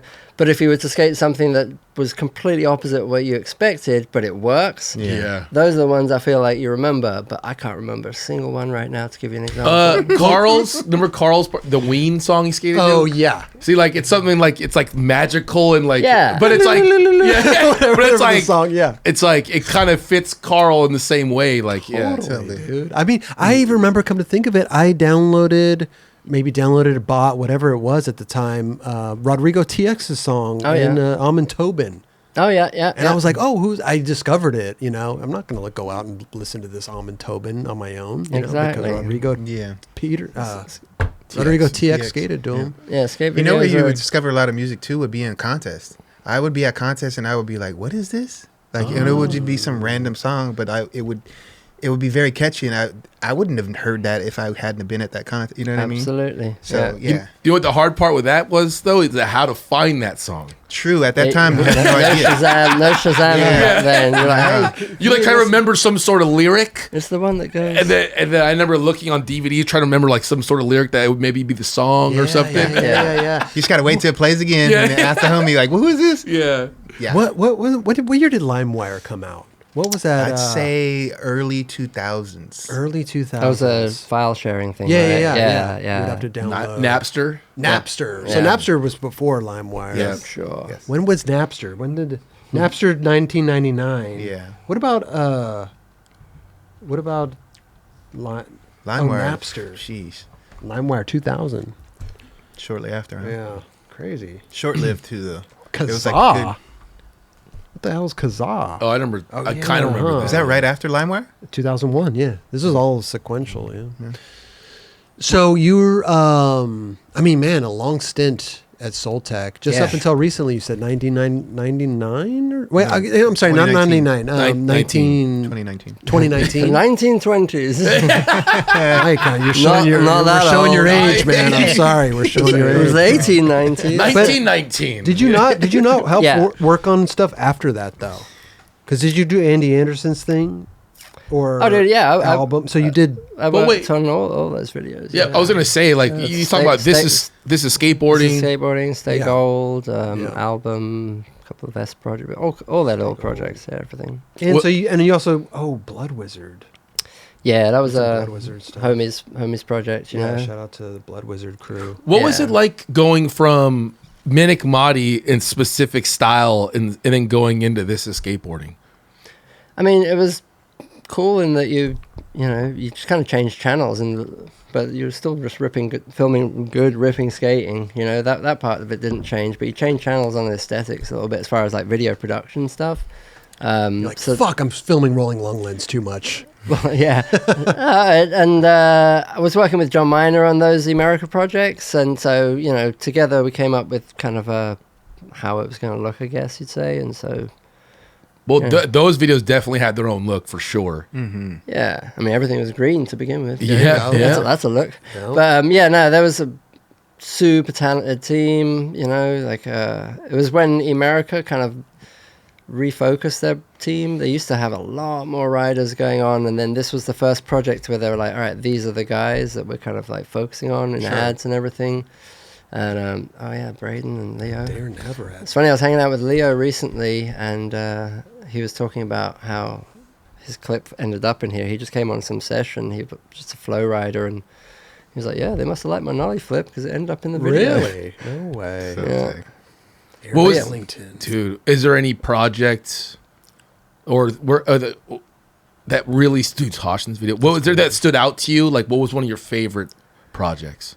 I mean, they're all your favorite when you're doing them at the time, you know. But so- looking back, so, maybe the like certain times or through generation, how yeah. about like through decades, like yeah, I mean, you know, early on to where we are. that's the thing. They all had little special different things about them, you know. Like the sheep video was obviously like really small and DIY, and then, you know, going into this, we had like all this travel budget, and they were, you know, Soltec was helping us out with all this stuff, you know. So that was a huge luxury, and just the caliber of skaters we got to Right. film was shocking, you know. Oh yeah.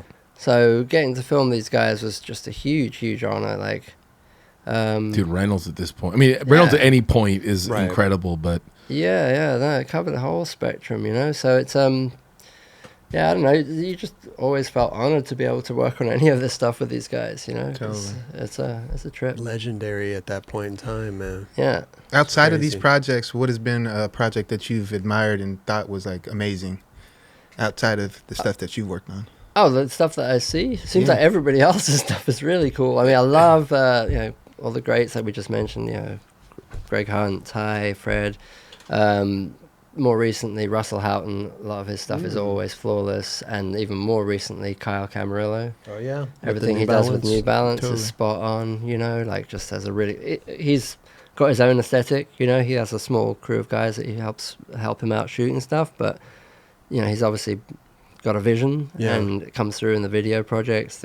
Getting the caliber of skating through the roof, but you know, to see people adding just enough production value to where it doesn't overtake the, you know, you're not thinking about it as much as you're thinking about the skating, you know. Yeah. Right. Because there was a good few years where we all started trying to up the production value of things, and sometimes that maybe interfered with just let's focus on some I skating, agree. you know. Interesting. So it's, yeah. you got to keep that back, and especially more and more these days, everyone wants things as raw and Raw. instant, and just Yep. feel like it's you and me hanging Yeah. out, not like this big lights, camera, action, you know. Yo, what are you saying, Mike? We got a lot of lights here, a lot of cameras, huh? No, I'm saying if there were, Yeah. if that was a scenario. Roger's standing around with iPhones. Here. Yeah, Don't worry exactly. about it. No, it's just one phone. He's yeah. just really Yeah, he's fast. running around really quick. That Wait, guy can move. when you walked in here, were you surprised to see all this?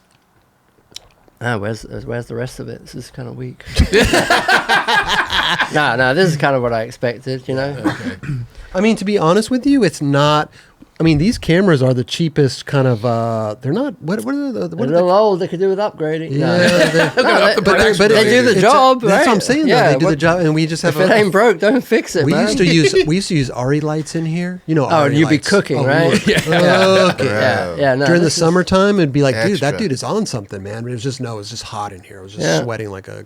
Well, actually, I mean, I will say I did take note of your lighting because that's what I do these Well, we days. just- If we're on a production or whatever, yeah. Well, we just flood it. We just Yeah. flood it. Because Again, that's what I expected. well, when I the seen interesting- the show, I was like, I bet there's going to be a whole shitload of Well, the lights. interesting part is the way that and this is how just I understand it too, because the way that we're seated, it's kind of like you have to flood it, or else you can't. Like I'm sitting next to Exactly. Jerron over here, you're over Exactly. here. Yeah. If we have a light coming, you have a light going this way, but we have a light coming this way. We have a light going this way, like we have a light for Kelly. Like we don't have because if you turn to him and turn to this, then you Right. don't want some weird dark Yeah, side. exactly, Absolutely, yeah. exactly. So it's Yeah. kind of the way that we're seated. We just flood the whole place. Yeah, full of that's actually lights. since I've stopped working so much in skating, because you know, aside from lighting spots up at night and a few like stylish ads or whatever, you know, lighting wasn't something we thought about that much back then. Right. But the people I work with these days, lighting, and they're good at it. When it's just changes everything. You'd be like, oh, my same camera suddenly looks really good now. You know, like when you just do a few, and when you work with people who really know the craft and they're literally sculpting the shape of light, and like you were just saying, you know, like obviously we're trying to go for something different here. We're just making sure we cover it. Sure. But if you're trying to tell a story with the lighting and the nuances you can do, when you see somebody who's really good at it do it, you're like, holy shit, like that's pretty Right. crazy. Yeah. I think if we were different, if we were on either side of the table or something, we could maybe have some type of direct lighting or something, or maybe more moody or something. This is what I would do. I'm not. Yeah? Yeah. Okay. I'm not talking shit. I'm not saying it's I'm wrong. not a lighting guy, though. Well, I'm not saying it's wrong. I just, Yeah, yeah, this is what you would I do. don't know, You man. light the whole thing up. Yeah, it's nice. Thank you. But bro. yeah, working with people who know their craft is like always really interesting. What do Trying you to like? So, rub what are you off working on now? What is the stuff that you work on outside of skateboarding? Like, what kind of it. It's jobs? really varies, which is nice. Because Yeah. again, kind of like I said about the Soltec time, it was like quite a lot of variety, and we had other sports, so that was nice. 'Cause that's how I got through that for so long, because it was always changing. And so when you're freelance, unless you've got a real niche, which I haven't like tried to focus on anything, it's just interesting to see what the day brings. Like sometimes we're working on commercial stuff, sometimes it's like documentary work, sometimes it's event coverage, sometimes it's corporate shit, Okay. whatever, all sorts of stuff. But typically it's cool because it's all through skate friends. Tomorrow I'm working with John Holland on a little project. No way. Filming some sort of conference and something or another. It's not the most exciting job as far as like, But you got to be with your buddy, also. yeah, we're working with good people. And it pays pretty well, I'm sure. Oh yeah. And then Better than skating, probably. the production company I work with for the most part is called Anton I, and that was started by Jesse Fritsch, old friend of mine, Oh. vert skater. We used to travel together on Etnies, and I know the name. Yeah. full circle here, going back to the Metikmati, because we got sued and we had to like replace songs for that video for the DVD version. Jesse was in a band, and some of the musicians in his band are pretty versatile, so they actually made a track to replace Tom Penny's track. The Air, way. we used Air, the band Air, for the first version. Okay. And last minute it needed switching, and basically they made a track that was kind of a bit of a sound alike. Okay. But it came through, and That's sick. we started using, because after that pretty heavy phone call from the lawyer telling me I couldn't use any music that wasn't cleared, or we had to pay for everything. So we used Jesse a lot for 4-on-1 ads or any quick project that came up. We were like, hey, we want to use this, but can you make something that sounds similar, Cut corners. And then just also keep it in the family, if you're going to pay somebody And then he started a production company, and now I work for him. So yeah, he kind of like keeps me in the loop on all the projects pretty much. And That's right. Ted Newsom, another Newsom, dude yep. up in LA, he Yep. keeps me on projects here and there. And so it's just a Beautiful. good little network of homies. And Yeah. if I ever get a project I can get anyone else in on, I try and call these guys back. And Very beautiful. I will say, I worked with okay. you the other day for the skate shop day thing, and you were so professional and just getting it done and easy to work with. So it was like really cool because you're like, hey, that's easy with the homies, yeah, but it was chill. It was Thank cool. you. Yeah, no, it was like, and I saw the final product, and I didn't even question anything that was on there. I was like, he fucking nailed it first try, every that's single cool. thing. Yeah, well, I mean, you guys were chill to work with. It was pretty I straightforward heard project. I heard Kelly's a bit of a diva. No, his first try on No? it. First Okay. try on his lines. He actually complimented me. He's like, literally, I think every single thing I did was first try. Yeah. And I was Yeah. like, sweet, thanks, Oh, dude. Okay. I heard he like wants like blue M&Ms or something. Yeah, he's that guy. Quest. He got some Quest. In the green room. Yeah, in the green room, in the trailer. Before I forget, because I want to talk about that, but you brought the cover of Sidewalk. Oh, yeah. right That's- behind that's a Jerron, fun story. and it's a cover of Tom Penny, Yeah. alling through. Yeah, bring that up here, bro. Maybe JC can pull it off of so the audience can have a better look at it if you're watching it on There's the YouTube camera. or Spotify. Tilt it so it doesn't glare. Yeah, Look at there that. you I've done go. this before. So you, Look at that guy. where is that and what? This you can leave is... it out. Yeah, okay, talk so about fun backstory to this. it. Yeah. There's a Sidewalk issue 100, and Sidewalks was at the time the main mag in the UK for a good number of years. They knew I was filming with Tom, skating with Tom a lot, and they were basically saying like, "Hey, can you make sure if there's a photographer there, can you try and get a good photo? Because we'd love." Tom was on their issue number 1, so they wanted Tom on issue number 100 as kind of a thing. Amazing. And I had a couple of months heads up, so every time I was out filming with Tom, and he was staying in Orange County at that time, had an apartment down on the beach. This is number 1. Yeah, exactly. That was a Wig Warland shot, I believe, at Radlands. And yeah, so What's he doing? A kickflip melon or something? yeah, over that big hip at the contest. Oh. Big steep hip. Yeah. Yeah, it's a little dark in this shot, but yeah. So that was Sidewalk. I didn't know Surfer was a Yeah, part. they dropped the surfer. after Yeah, a while. exactly. Good idea.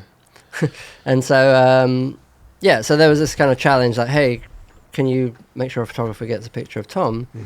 And skating with Tom is like, you never know what's going to happen kind of thing. And whenever there was a photographer, it just never worked out for what it, just wasn't working out. And the deadline was approaching. And so I started bringing a film camera, take photos with me, because I was like, well, if no one happens to be around. Okay. It just seemed that whenever no one else was there and it was just me and him, he would get tricks.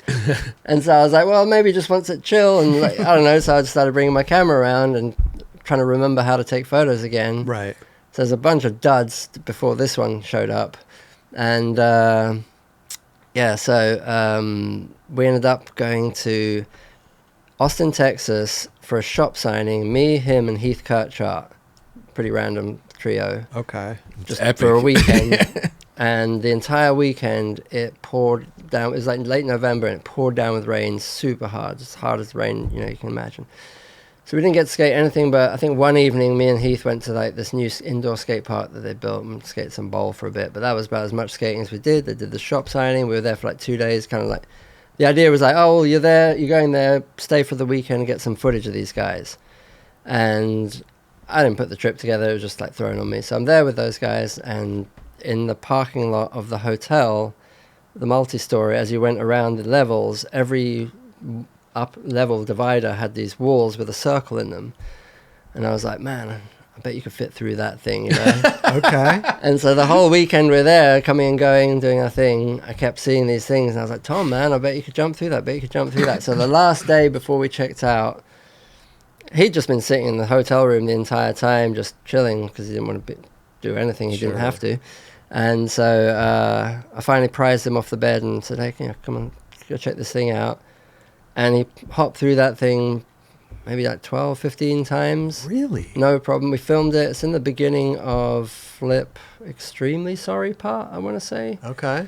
Yeah. And I shot the long lens. There's a couple of actually fisheye shots where I moved the flashes around and did like a full red aesthetic. He gave me a bunch of tries at it, and then one time he clipped his hand on the wall, and he's like, "Oh, I'm done," So Okay. that was it. But scored the cover, and Sick. That is a very it looks very small. It to- does. it was a tight hole. Yeah. Whoa. Yeah, it was a very tight space to fit through, like a it's kung fu. family I show. know. Scratch that, rewind. Yeah, no, that was some serious kung fu ninja. Here we go. moves right This there. is the video right here. Oh wow! Let's hit play. So Straight parking because garage. at this point I was super focused on the photo more than filming. That's why it's just a tripod camera. Just like, all right, just do that. Right. That shot looked great, by the way. Yeah. Let me see if I can catch a flash. Oh. Right there. Yeah. Yeah. So that was one of the later ones where I moved the red flash on the outside. Oh, so you I- moved. You had a tint that was on it. the other Yeah, side. the red flash in the back, I put a little filter on it just to kind of give it a little something. But prior to putting it behind him, I'd put it in the front. And there's some, whoever's looking up on the Instagram, I did actually post some of the outtakes on my Instagram where it's I'll look at fisheye. it. Really? Yeah, I like the fisheye one kind of better. That But one looks think amazing. that they all great. look good. They all Aside from the fact that kind of the shadow got cut off here on the mat, you know Yeah. what I mean? Like I Yeah, would have yeah. liked to see that more, but not digital. They needed room for the Not sidewalk. digital. So I had no idea that there was a shadow there Oh, okay. until weeks later. oh, this is the full frame right here. yeah. They didn't cut it off for the. There may be a little cropping, Okay. but if it had been digital and I'd seen the shadow, I definitely would have wanted to show it. Yeah, he Bro. couldn't see it as he shot it. Why Yeah, would 'cause you? It was all filmed back then. What? That's But all why would you there. want to like have the? Why'd you have the insight to put the red flash in the back just to give it a little color If it pop? looked- Because I like Gabeman, Thomas Campbell, Spike Jones. They've all done that shit. Oh, I was they just have? copying other people. shit, I'm okay. not coming up with anything new. You know. Really? I guess I never really heard that. No. People doing Me that. neither. I didn't really know because I wasn't really looking into it. Yeah, look up old Spike Jones, Thomas Campbell, and definitely Gabeman. They all dabbled in that. Gabeman's slap photos had a lot of little splashes of color. Matt Price does a lot of that. Matt So Price, has done okay. dabbled in that. Because Yeah. I've shot with the world's best photographers, man, and nobody's ever put a splash of color on me. Aw. Just white. Sorry. I don't know. No, they have to color correct me. Yeah. That's why, pale dubs. Yeah, and it might have been that I might have even been thinking branding at the time Okay. because of Oh. the Because S is red. Yeah, that makes I like sense. it. It's good. Yeah. JC's looking for. Couldn't find it on the. Oh, it's deep in my Instagram. Is it? Yeah, Oh, wait. so I think early no. post. No. Anyway, There's a lot of junk on there. I'm not very good at that thing. If he finds it, we'll pop it up. But Can- this is a great Tom Penny story, man. It's a good. Yeah, dude. I mean, And- that's a great photo. Literally hadn't skated in days, stepped on his board, like right around the corner, rolled up to it and just started hopping Started through hopping it like it was nothing. It looks big. Yeah, it was about the same size on the other side. Okay. It was maybe a couple of inches, because right there's where the up ramp starts, you know? Yep. So it was like gradually, but yeah, it was. I mean, that Yeah. foot placement, too. That's a. Yeah, Oh, dude. a photo incentive Yeah. on the For cover days. like that? For Yeah, days. it's a good S photo incentive right there. Anybody that's listening, this photo is insane. There's man. textbook. It's, It's got checks all the boxes, right? It's not our first but rodeo. isn't it funny though? Because like when Hey, you're fun fact, Oh, please, go Red. ahead. When I first started getting involved in skating, getting photos taken of me, the magazine in London at the time was Rad magazine. Awesome dudes that run it. Shout out TLB. Thank you for everything. And the designer there, Ian Lawson, good dude. He gave me a top tip. He's like, red t-shirts and yellow t-shirts will get printed way more often than if you're just wearing a white, grey, or whatever. Because back then when they were shooting photos, it just popped. Popped. And if you look back at any old photos of me, I've always had red or yellow. Really? Trying to make sure he gets in there. Yeah, so it kind of made up for the lack of skating. But That's so, Oh, dude. so interesting. so something like that, again, having seen, that was just why it would have come into my mind. But do you think that having a red... Because look how grey it is. Look, there's nothing going on. If this was, Yeah. that's So what I'm the- saying. The pop of color Yeah. works. Big That's what I'm time. saying. Like you nailed it. And Tom's got his head to toe blue and He's usually got blue the and blue, white yep, thing. yep. Yeah, he's always color coordinated. So Right. you got to keep up with that. I don't know, man. Just like, So you're saying he made it through that 15 times before? A he whole hit- bunch hit- of times, yeah, and before he hit then himself? clipped his hand on one, just like knocked Yeah, it on the yeah. wall, and was like, dude, Yeah, I'm that done. Yeah. that'll do it. I think it's funny because He maybe bailed a couple, but he Yeah. landed a bunch Yeah, for me. and got because through I didn't know what I was flawlessly. doing. I'm like, should we try for? Can we? Yeah.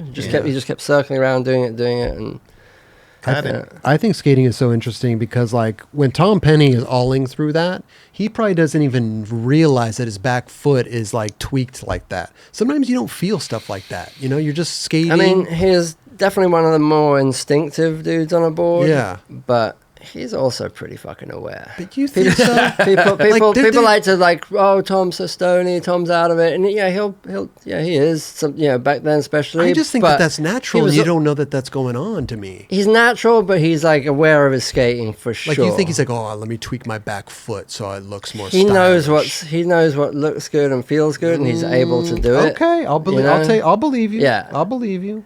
Just from I just don't think- when I've heard him talking about skating, like how he's more aware than people think. You know the Josh Kalis kickflip where he tweaks the shit out of it? Yeah. Or Yeah. what, like, did he say on the show if he realized it? I don't even think he realized it was that tweaked. He doesn't realize that. Yeah. I mean, Tom just knows what he wants in Okay. style, so I could see that he was. He's not going to half. He's just doing what feels good. But there you go. know what I mean? There's the close up ones. There's a couple of those. I would tell you this, Mike. But see, I couldn't. This is way better. Well, because if I had seen what I was shooting, I would have put a fill flash on his face, so he wasn't a complete. dark. Like right there, he Right. looks like a Batman or something. You don't know who he is. And he's all shadows on his face, So I think the long lens. I think the splash. I think this is a great cover. Like Thanks, that's man. Definitely. that's why I brought it. I love it. I love it, bro. No, it's definitely something I'm really proud of. When I look back on it, I'm like, oh. And it's funny, actually, I was back in the UK, not this summer, the summer before, and Andy Horsley, the guy who ran the magazine back then, he had, when magazines would get something. Blueprint ad. There you go. Yeah. When magazines would get a cover or something, they had a giant print out of it that was like 4 feet by 3 feet, and he brought it for me, and he's like, "Hey, you No go." way. And I was just like, I couldn't fit it in my car at the time. I was like, I'll get it from you later, and I never got You it. never but yeah, got it. yeah. It's like getting the big check. I know, yeah, it's exactly. It's like It's one of getting those the big check. absurdly big things. But I was like, that thing's kind of sick. I don't know what I'd do with it, but I want it. I'm sure that it's around. So I wonder if I'm in here, Dubs. Let me see if I can think you're find in it. Maybe. What year is Maybe I have an ad in here. I don't know. What year is it? I randomly saw a Pop War ad in there, and I was like, Yeah, I oh, saw the Pop War, yeah. That was 20 years cool. ago. Cool brand. 20 years. 20 years. Sounds January. about Do you, right. have, do you have by chance have any other cool Tom Penny stories? I mean, every time you're with Tom, it's a cool story. But there's got to be another thing because you did skate and travel with him a bunch. Yeah, I mean, he's the folklore about his skating and his skills is he lived up to it. You know, when you see it go down in real life, it's. I'm really bad at pulling stories out of thin air unless someone reminds me of something, and then suddenly it'll like open up the portal in the vaults, and I'm like, oh yeah.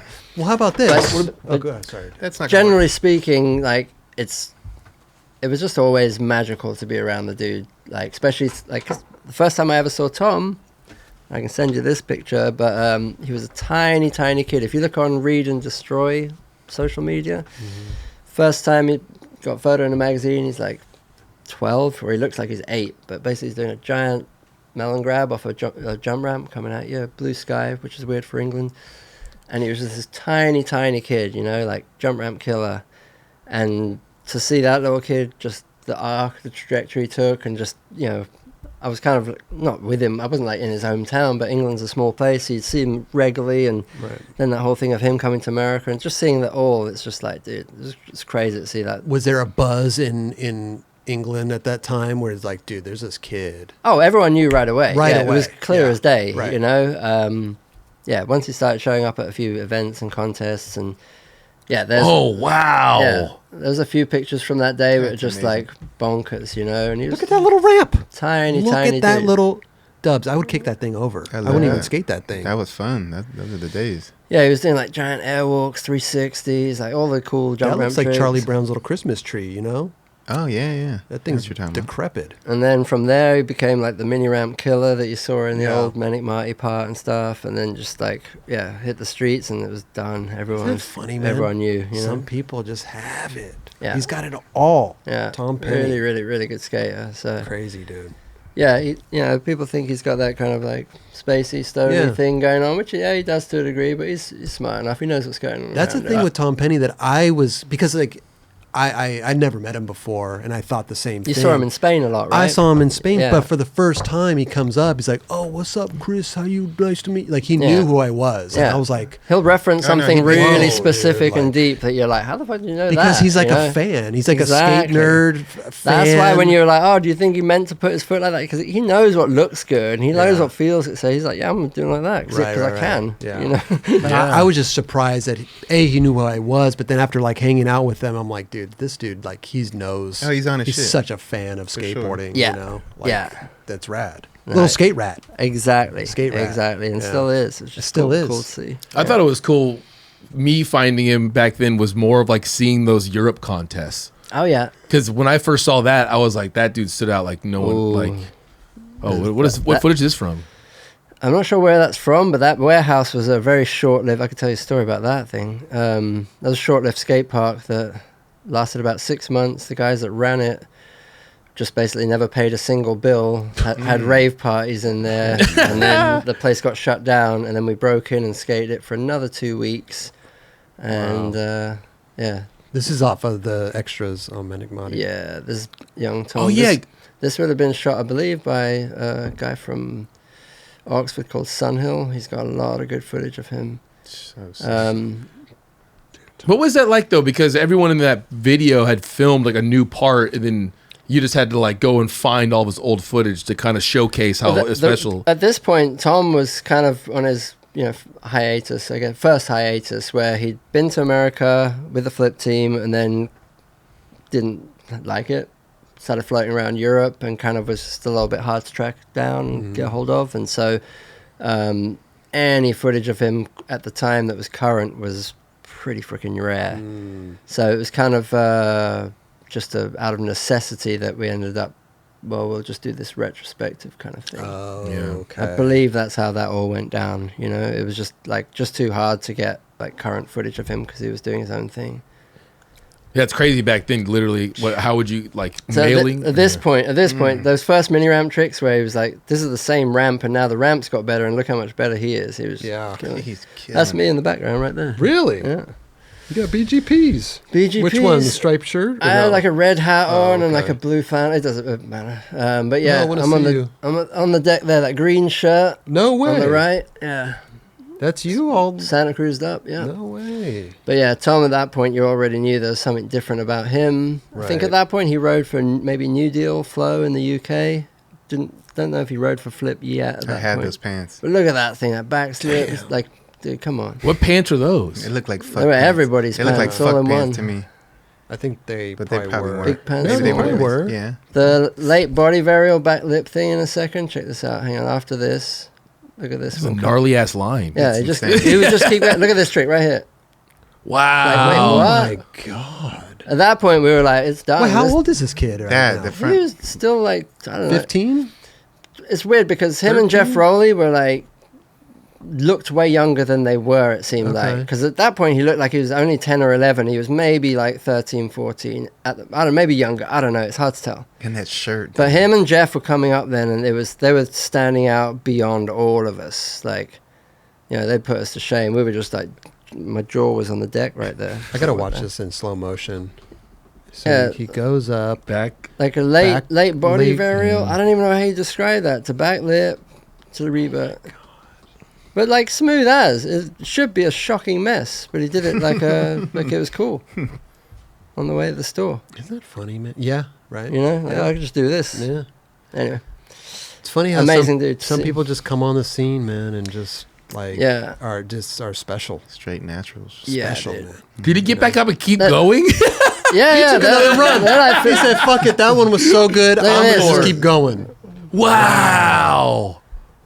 yeah. But they're like, go ahead. Yeah, Go ahead. Yeah, no, we were happy to see all that and then some. Nobody's ready to drop back in. That's amazing. No one wants to go after that. Yeah, They're like, hey, exactly. dude, I ain't going. So, Hey, Ron, so you gonna sick. go? No, man, no. You go ahead, Bill.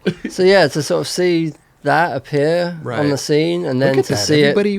Wait a minute. I'm sorry to interrupt. Was that at a demo or was that just a it. normal That was session? I think it might have even been a contest. Oh, okay. Yeah, it was like a little jam contest. because I was gonna type say there's a situation. lot of people. I think it was a watching. contest because I want to say in the audio the guy's like, oh, 15 seconds left, and that's where he got up and did that one extra drop in. Yeah.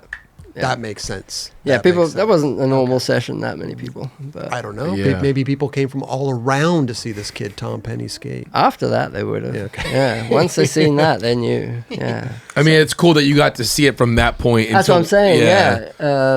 And you know, being in the old game of that as long as I have, there's been a few where you've sort of seen them. Like the more recent one like that was Joslin for Etnies when he sort of appeared on the Plan B video. Plan B, yeah. He came out of He- nowhere, man. Got on Etnies 2 months before the Plan B video, and we were putting together a little welcome to the team thing. He filmed the whole part in like 3 weeks. It's, like so good, like you know, pretty heavy part.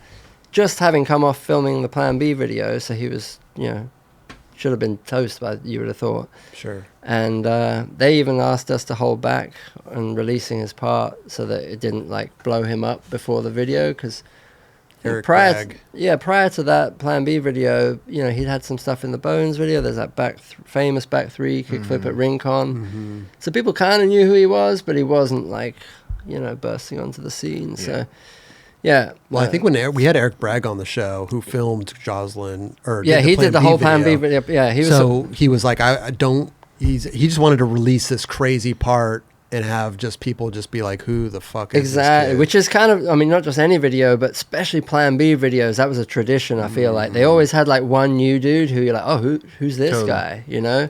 So it was cool that they were obviously down. They wanted to do that, and Right.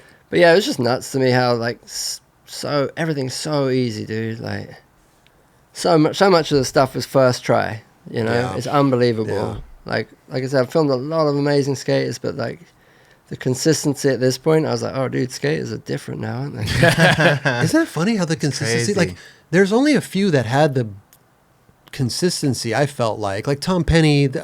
Watching that video, you could tell he was very consistent. Eric Costin was consistent, but I think it was kind of few and far between. Exactly. Nowadays it's a little different Now- because no, these guys no. are skating skate parks. Like they got built-in shit to train. I'm talking about back then. Yeah, It yeah. was people were working for their tricks. They were only doing Totally. one trick and never doing it ever again. They were filming it and then moving on. You remember if a skate contest ever got televised back then? The general public was like, what the hell are we watching here? No one's making a trick. Right. Like, unless it was a vert contest, so they do Oh, some yeah, runs. But true, like true. street contest, you're trying some flips and this and that. It was like, you make 2 tricks, you're like, yes.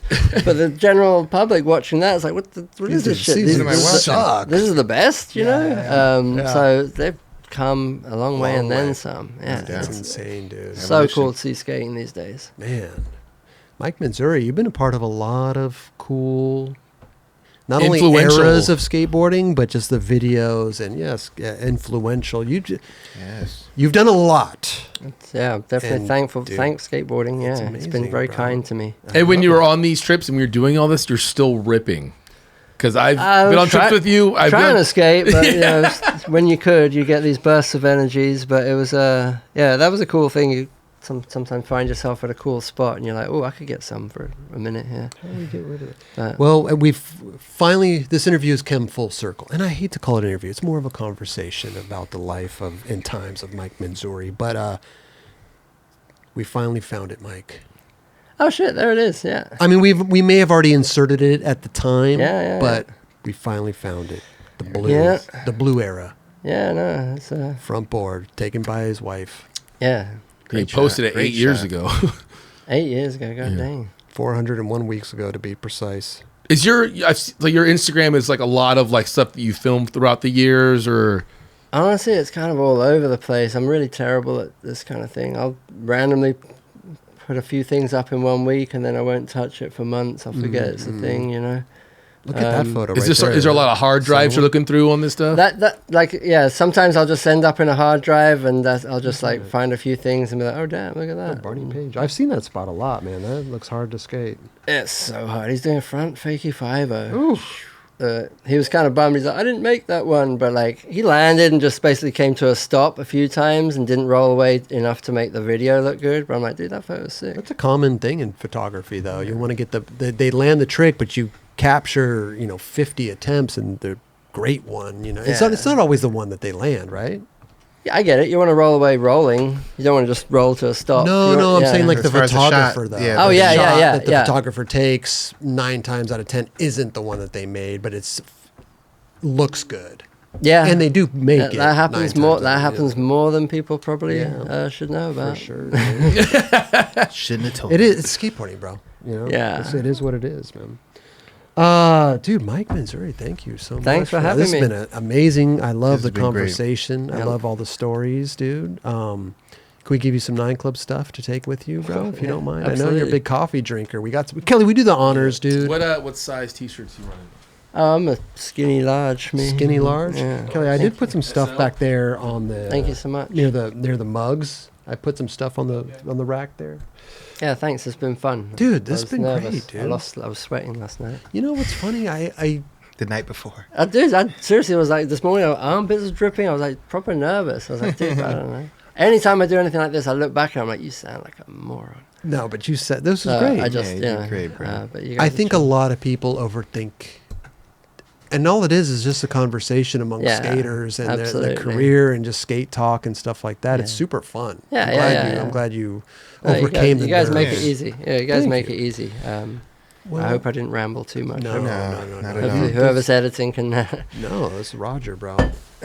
This might only be like 20 minutes long. He'll Cool. edit everything out. That sounds good to me. Mike Thank- Manzoori, first of all, thank you so Thank you. much. It's so Thank good to you. see you, dude. Oh, pleasure. Thank Before you came on, I don't know if I've seen you in like 6, 7, 8 years, maybe. Yeah, I've been Depends. kind of hibernating a little bit. Me too. Yeah. I love So it. it's nice to get out and see some friends. It's been a while. Yes.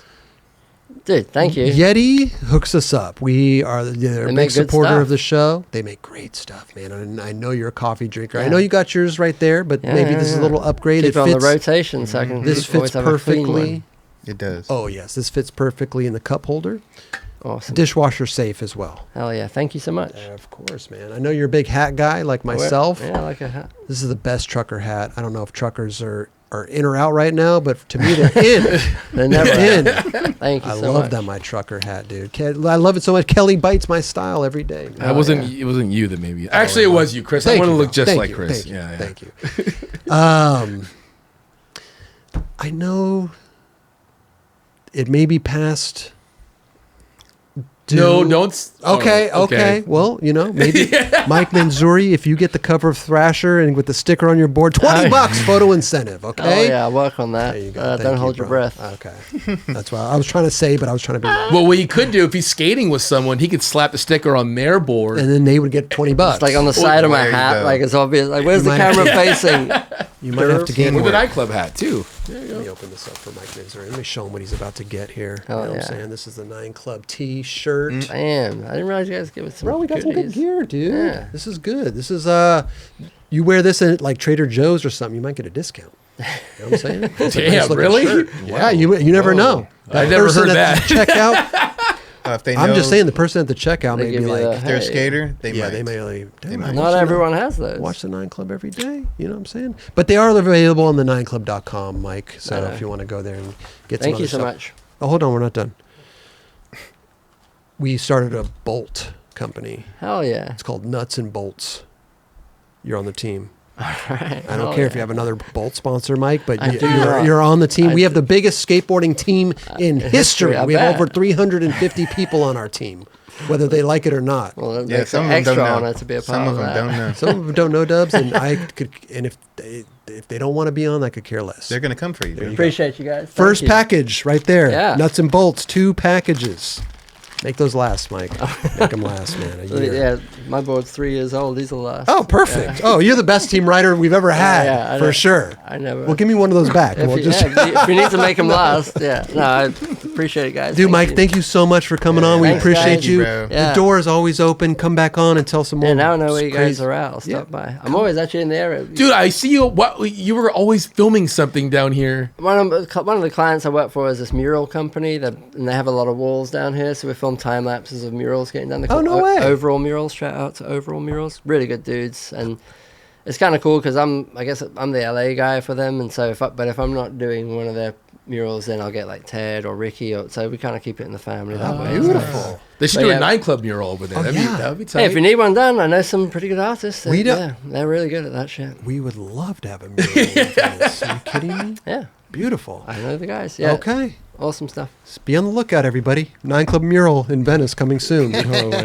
We buttered them up with the bolts, I There you think. go. Yeah, no, that's it. You're all in now. Yeah. Hell yeah! Thank you so much, guys. Thank you, Mike. Yeah, thanks, Beautiful. Mike. Appreciate you. Hey. All right. See, that was you kind of Wes? forget about everything. Huh?